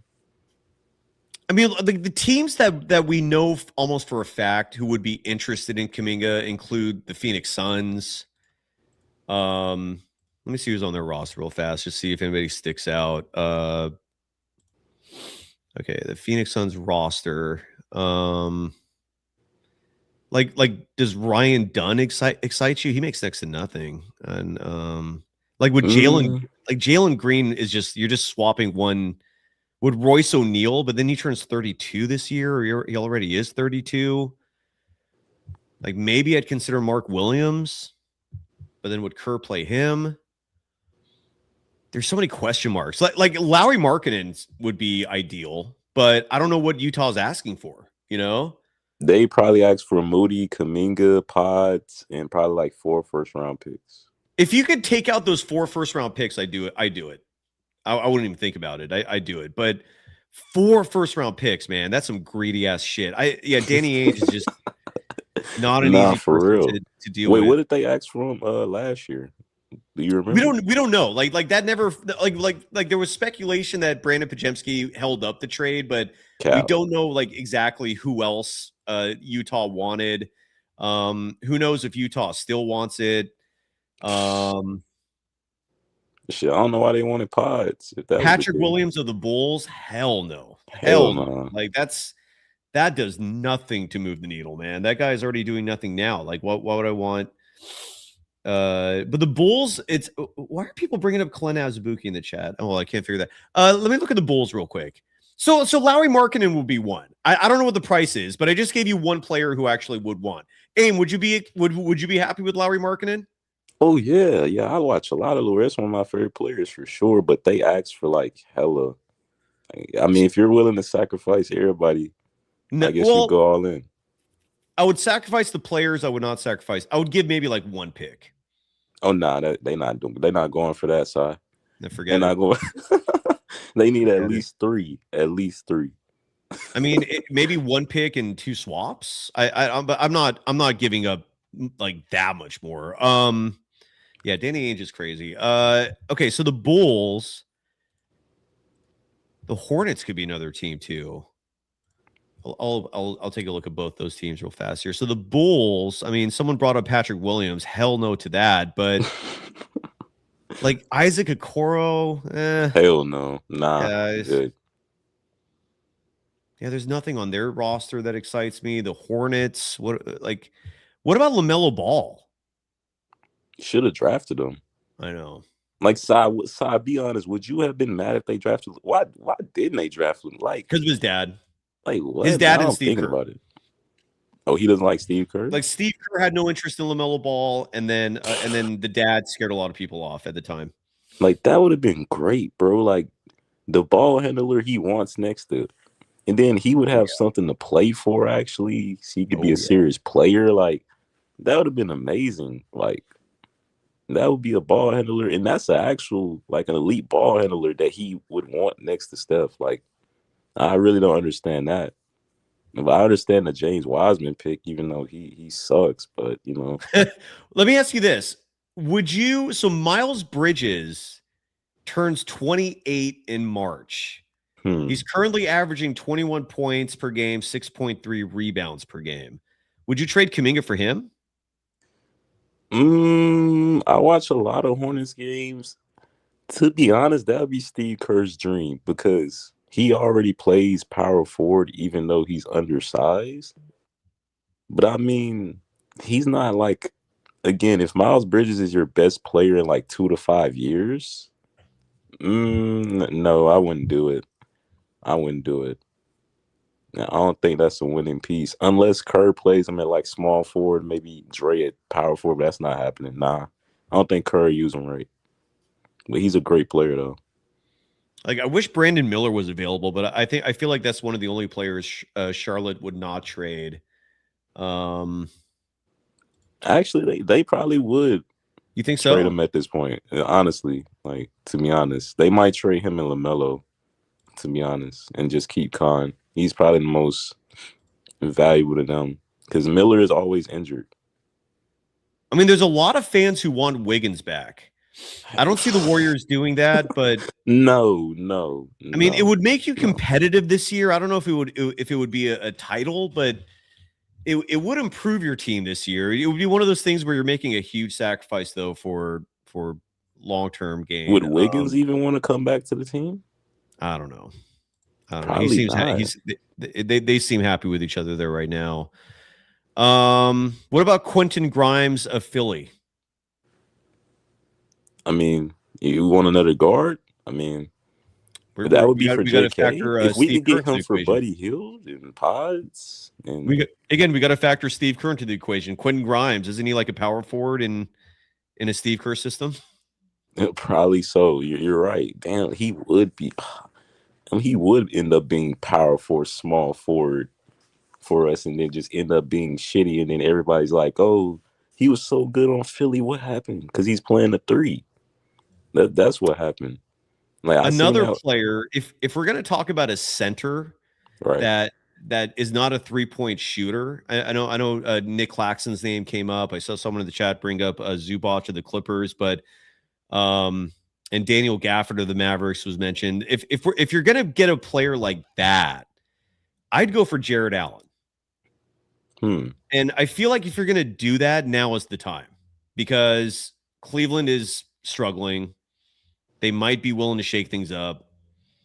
Kenny Atkinson, you could maybe smooth him over. He's got a relationship with Kerr. Man, actually, you're right. That would be the right mindset for next year. Because I think if they don't make the second round with Mr. Donovan Mitchell, they'll make it past second round. Yeah, they'll probably blow everything up, and that'd be the perfect time. But I don't think this year though. Okay, and then Noah Rocks brings up Vooch from the Bulls. I almost no. No. The Warriors might be able to get him off the buyout market. You might not be able to. Oh. You might not need to give up a thing, but then you also have Quinn Post. Like, do you want just another Post? I mean, I don't know. I wouldn't hate it. No, I But said that last year. I would only get Vooch if, number one, he's cheap, and number two, if he's just a mentor. But we're seeing with Al Horford. If we got Vooch last summer, he would have been playing like 28 minutes. I know. Bro, that would have been crazy. I'm glad that didn't happen. I'm glad that did not happen. And then you have a lot of people who share the same sentiment as A-Rod in our chat, saying Kuminga is going to be a Milwaukee Buck. And I'm guessing Miles Turner. Like, what are your thoughts on Miles Turner? Like, would that move the needle for you? Oh yeah, Turner would be nice. He can shoot. He has some rim protection as well. Like that'd be nice. That'd be Steve Kerr's dream. But I don't know if the Bucks give him up necessarily. I think if they trade Giannis, though, they would trade Turner. There's no way they keep Turner at that point. So I think it depends on if they trade Giannis first. Yeah, Miles Turner doesn't excite me. I mean, I don't know, man. I'm fascinated in terms of what Joe Lacob's thinking, Mike Dunleavy Jr. Because again, do not be surprised. I'm imploring people to not get your hopes up of a JK trade, because there is a very real possibility that in Joe Lacob's mind, his thought is, this is Kerr's last year. Like Kerr doesn't like him, fine, but he's gone next year. Whoever takes over, we'll play JK. We'll keep JK. Like that could be running through his mind. It wouldn't surprise me. Probably. Wait, but so I have a question though, right? Yeah. So you know the reporters that ask Kerr the questions, like is there like sections or whatever? Because like, why aren't you up there? Because honestly, I don't think they press him enough about the questions. The only reason why I'm not at games routinely is because the internet is not strong at Chase Center. And this show, that the biggest numbers we get and what seems to be the most popular time to do a show is postgame. So that's kind of become like our niche. And if the Warriors would ever, make a high quality internet connection available for me, I'd be there all the time, but they don't. And they only reserve that for the broadcast booths, and I'm not a media partner of theirs. If someone was paying me for the transportation costs and the parking and all that shit, I would go down there more often. But again, even then, I wouldn't have the post game shows. So it's a tough trade off. But I will say this as well, man. Aim, you seem like a smart guy. So I'm guessing that even if I was there or someone like me was there who was throwing harder questions at Kerr, he knows how to dodge these things, man. He's slick. All He's the time. Willie, except his name is Steve. That question shook him though. Like that Steph Curry question, he was like, "Oh shit, I ain't expect him to ask that." He looked like he was finna cry. Like a lot of things was going on in his mind. He was choked up. Like that was crazy. I can't imagine if they asked him about Will Richard today. Like that would have really shook him. That would have been. Kerr was stumped. That would have been crazy. Like, has anybody asked him about that yet? Like, I don't understand. Like, what was the reasoning? Like, has anyone he's been asked about the Kuminga DNPs, but he always seems prepared for those. He just did not sound prepared to address Seth. He looked shook there, legit. He was stumbling for an answer for that one, and my guess is he didn't think about it. My guess is like Seth was never on his mind until that reporter brought that up, and he was just kind of like, "Oh yeah, Seth's on my team. Why didn't we play him?" Wow. And the good, like, if there's any good news, it's that question. I mean, that was a seed planted in Steve's mind. So for those of us who want Seth Curry to get more minutes, that might have helped. Like that might have been a little nudge, that was needed. Yeah, it's like he just takes notes on what to say to the JK questions. Like he just takes notes in the journal. And well, it's not just that. He is pretty honest. It's just when someone's honest about something and their honesty is, this is how I feel about it as the answer. Like, what are you going to say to that? He's the one in power, and he doesn't have to give logical answers. And we've seen it repeatedly. Like he will oftentimes give an answer where it's just, I'm the boss. This is what felt right. Anything else you want to know? It's like it Yeah, sucks. nah, What are you gonna say to crazy. that? Like, what can he? It's just like shit. You just all you're left with is frustration, and you're flummoxed at an answer like that. But that's Kerr. It's crazy. Yeah. Somebody said a report. I agree, bro. He's definitely Kerr's definitely big boss man. He told the people to don't bring that reporter up. He asking me too many questions that I don't like. That we not going for that for sure. Like it's crazy, bro. Well, you know what's funny is and Aim dropped the mic. I was gonna say what's really funny is after the pandemic, for about a year, reporters were allowed to join these press conferences via Zoom. And I was getting in on a lot of those, and I was getting a lot of questions in, and then one day it was just done. and the reasoning for it, the answer I got was Steve Kerr personally requested the Zooms be cut off, right? And that was that. But the justification they tried to give afterwards was we want to help out the reporters who are on the beat, who are actually physically present. But then I also heard directly that Steve Kerr is the one who cut the Zoom reporting off. I was in on all of those, and I was asking some interesting, but this was back like in 2021, somewhere around there. Derrick, are you still with us?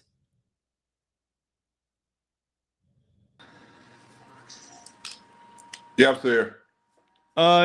Do you want to say farewell? I forgot what you wanted to do, but platform is yours. And then Chardal, you're coming on to close up. Oh, I Chardal can't take the actual closing job away from Chardal. I think it means a lot to him, and it's an integral part of the show. Derrick, hope you can understand. No, absolutely. I just thought that if he wasn't here, then I was going to take that spot. Gotcha. I'm always down for a setup man, though, right? I mean, you do need a setup man for the closer, so that's always an opportunity. Otherwise, if you just want to say goodbye, that's cool too. Whatever you want, brother. Yeah, I appreciate you, Cyrus, and I think Appreciate that we you. did. Absolutely. What And is I up think with is that a black light you got on? What's going on there, man? Oh no, that's just my my symbol right there. I got to get a neon light for. I actually have a few. My dad used to own a restaurant long ass time ago, and he always kept these like neon lights from the beer companies. I should put those up back there.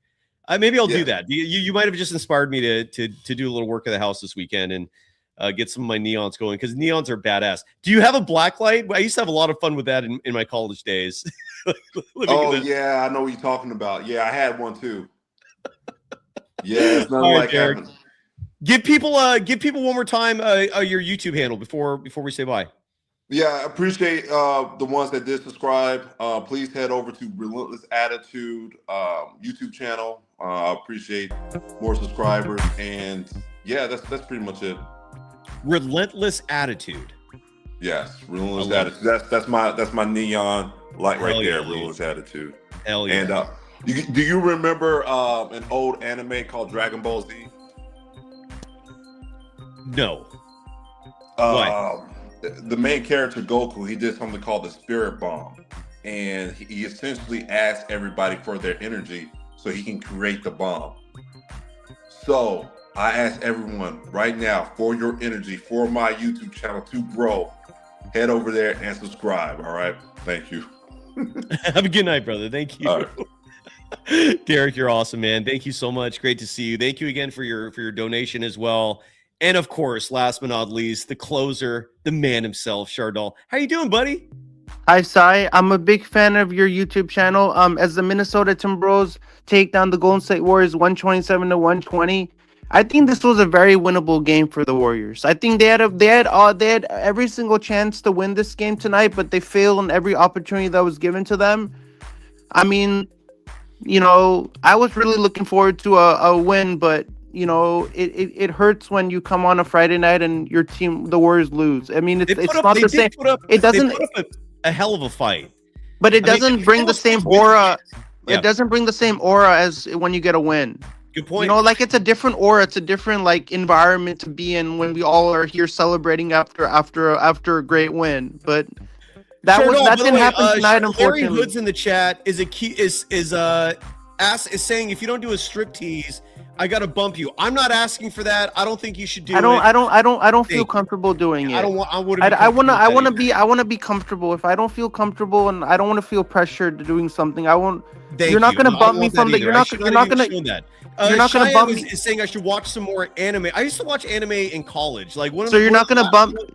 Yeah? So you're not gonna bump me from the closer role. I'm still gonna be the closer. Of course. Shardal, do you watch anime? The last anime I saw was like 15 years ago. I love think it was watching called anime. Vampire Hunter, and it was a really cool movie, man. I used to watch that a lot, but it just I don't have enough time. That's the only. I reason. really love watching anime. I love watching Dragon Ball Z. I'm a big fan of anime. I know some of my friends are big into anime. Stephen Curry scored 39 points after his return from the quad injury. How did it make Warrior fans feel to see Steph Curry back in the lineup after suffering that quad injury? It's always a pleasure seeing Steph, man. It was good to have him back. It breaks my heart that he has a coach who does not support him the way he deserves it and needs it, if that makes sense. So when I played high school football, my coach football shirt all? Yeah, I played high school football. What position? Linebacker and running back. You were a linebacker? I was a linebacker and a running back. How tall are you, Shardal? 5'10". Okay, so we're the same height. So were you bulked up? I was bulked up. Look at you, buddy.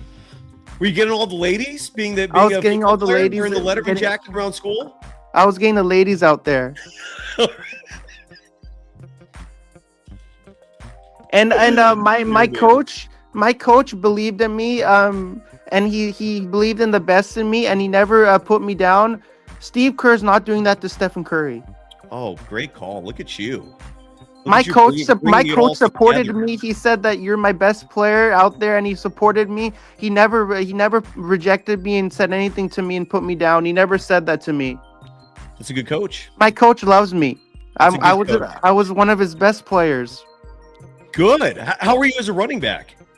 I was a running back. I was a linebacker, and then they put me as running back for one play.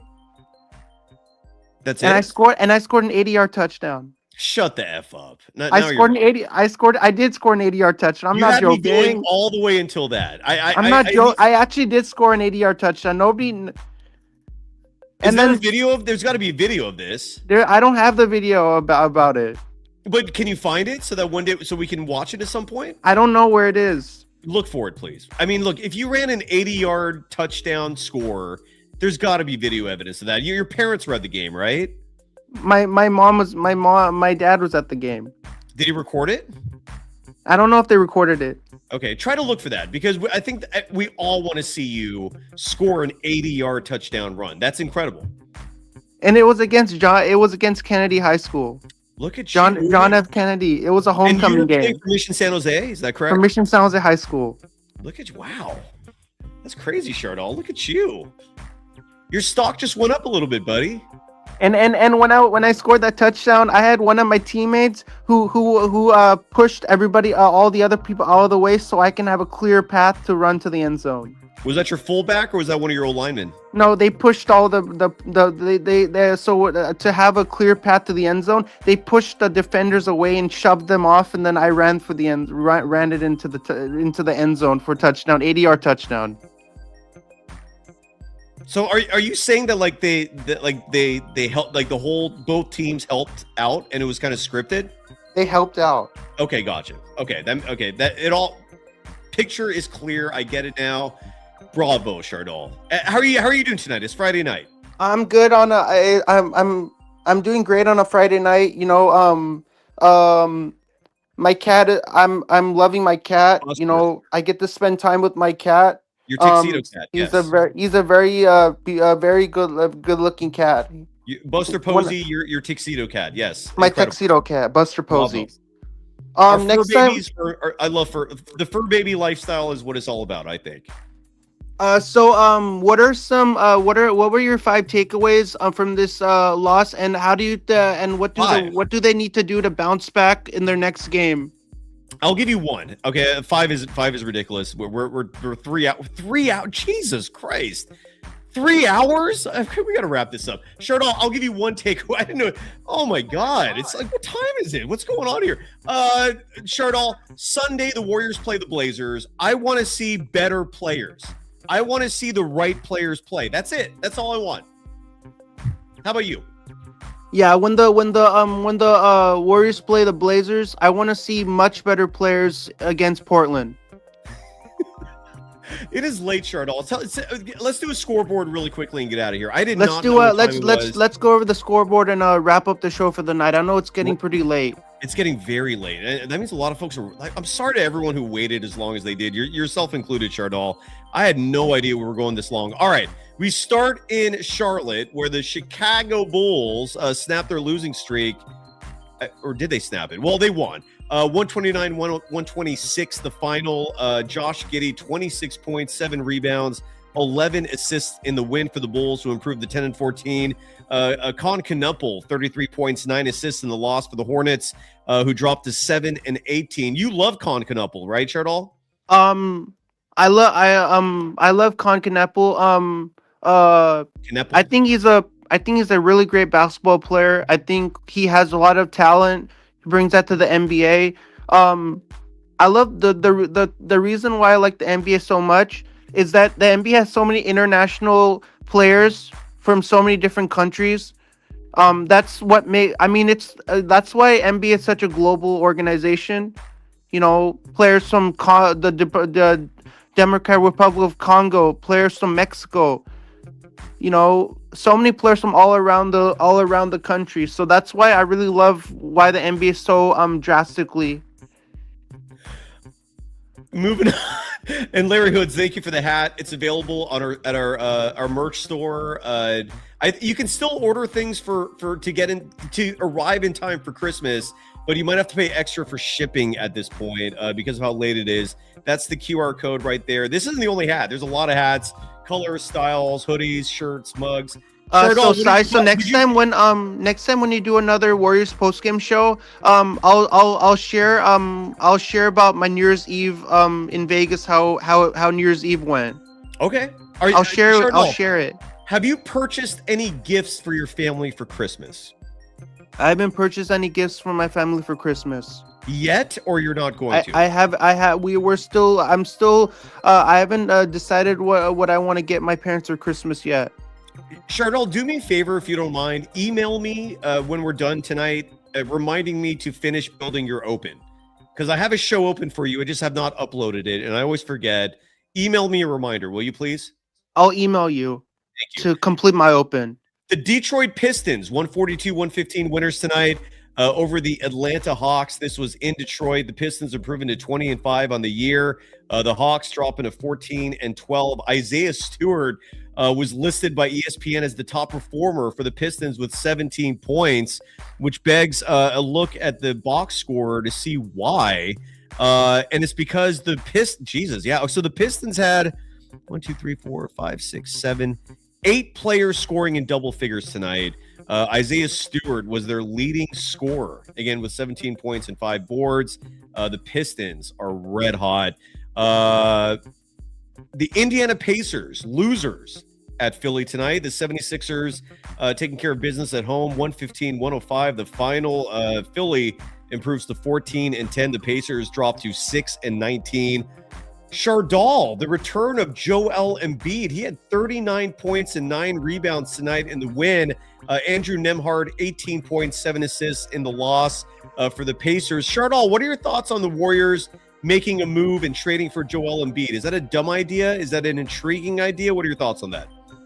I mean, as a Warriors fan, getting Joel Embiid would be one of the it will be such a blockbuster move to get a player like that. Because we need another center, because Al Horford's injured right now, so we need another backup center to replace Al Horford and play for him until he comes back. So I think that'll be a really big move to get a player like that. But it's gonna take a lot of trades to get someone like that. Like they'll have to trade a bunch of players to get him. but it'll be really good. It's like everybody wants Giannis, everybody wants Joel Embiid. You know, these trades are really good, but it's just like they're far fetched. They're like they know it's not going to happen, but Warrior fans are just like optimistic. Like, look, if we get a player like this, he will make a big impact for a team. The Cleveland Cavaliers, 130-126 winners tonight in Washington. The Cavs improving to 15-11. The Wizards dropping to 3-20. Davion Mitchell, 48 points in the win tonight. Bud Carrington, 27 points, 6 rebounds, 8 assists in the loss for the Wizards. The Utah Jazz. Yeah, what's up? The Washington Wizards might be the worst teams in all of the basketball right now. Their record is horrible. I was talking about like one of my relatives about the Wizards, and I was telling them the Wizards record is horrible, and they were saying like, why is it horrible? And I said like, because they're way far in the standings, and they're not gonna make it to the playoffs because their record is so horrible. They're 3-20. And then right after you said that, did you tell your relative? Fuck you. Yeah, I told him that. The Utah Jazz 130-126 winners tonight in Memphis. The Jazz improving to 9-15. The Grizzlies dropping to 11-14. Is a Cedric Howard, the rookie for the Grizzlies? I think he's a Bay Area product. 17 points, 12 rebounds, 6 assists in the loss. Keon George, 39. Is it Keon? Is that his first name? Because I want to get that right. Keontae, you're right. Thank you. 39 points, 6 rebounds, 8 assists in the win for Utah. The Dallas Mavericks, 119-111 winners tonight over the Brooklyn Nets. This was in Dallas. This is our final score as well. Anthony Davis, 24 points, 14 rebounds, 3 steals for the Mavericks in the win. Michael Porter Jr., 34 points in the loss. Brooklyn drops to 6-18. Dallas improves to 10-16. And that is your scoreboard. The Golden State Warriors one last time. Losers tonight at home, 127-120 to the Minnesota Timberwolves. So for me, I don't. Yeah, go ahead. For me, I think Steve Kerr should get fired from the Warriors because all these boneheaded trades that he's making, not giving Jonathan Kuminga enough minutes. I think he should get fired because like he has the biggest ego, and his ego is actually leading him to making disastrous effects when he has a big ego. I think he should be placed on the hot seat. They should fire Steve Kerr and make Terry Stotts the new head coach. Folks, that is I need some sort of sound effect or something for that. Here, I'm gonna Steve Kerr will get fired from the Warriors, and Terry Stotts will take over the position of Steve Kerr as the new head coach of the Golden State Warriors. That's Chardal. When you're typically a Steve Kerr fan, so the fact that you're saying that means something. I would love to see Terry Stotts as a new head coach of the Warriors, and Steve Kerr, F you, Steve Kerr. Get the frick off my team. I don't need somebody like you on my team. You're actually putting this whole team in jeopardy with you being the head coach. Get off my team and make Terry Stotts the new head coach. Have a great night, everybody.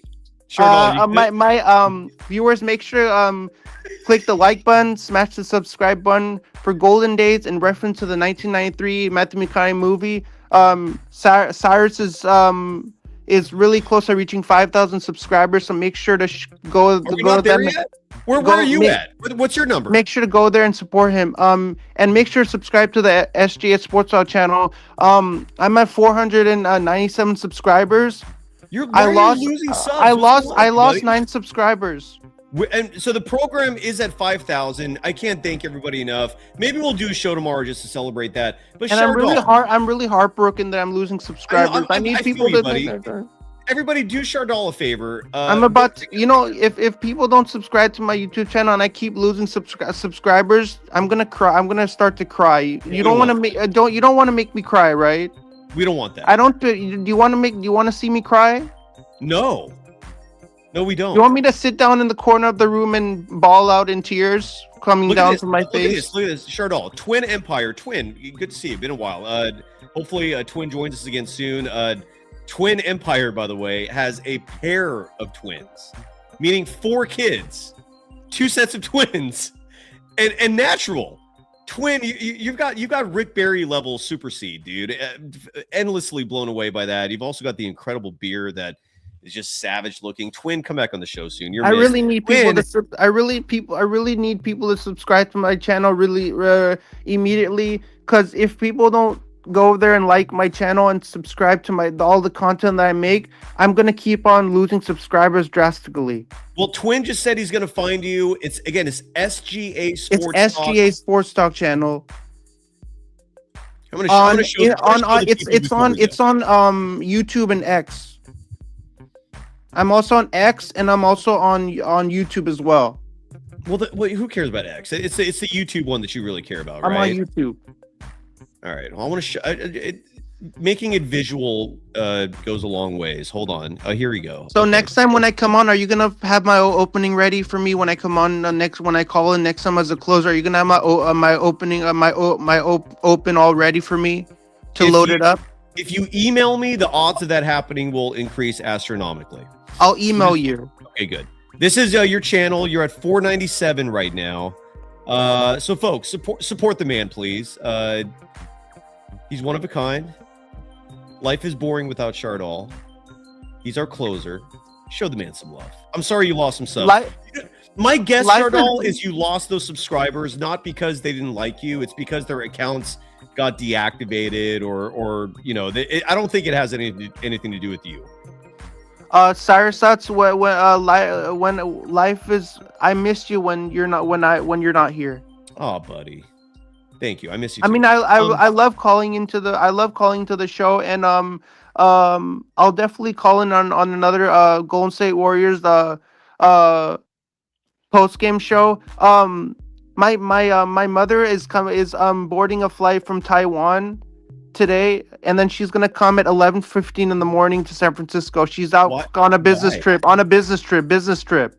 business trip. Okay, there we go. Taiwan's a long flight, man. All right, Shardall, say bye to everybody. We're out. We're done. Bye, viewers. It's great that you're in here every single night supporting Cy and Golden Days. I really love all your support. I mean, with all of you, this show would not be this show would not be where it is right now if you were not here. So with all of your support, it's great.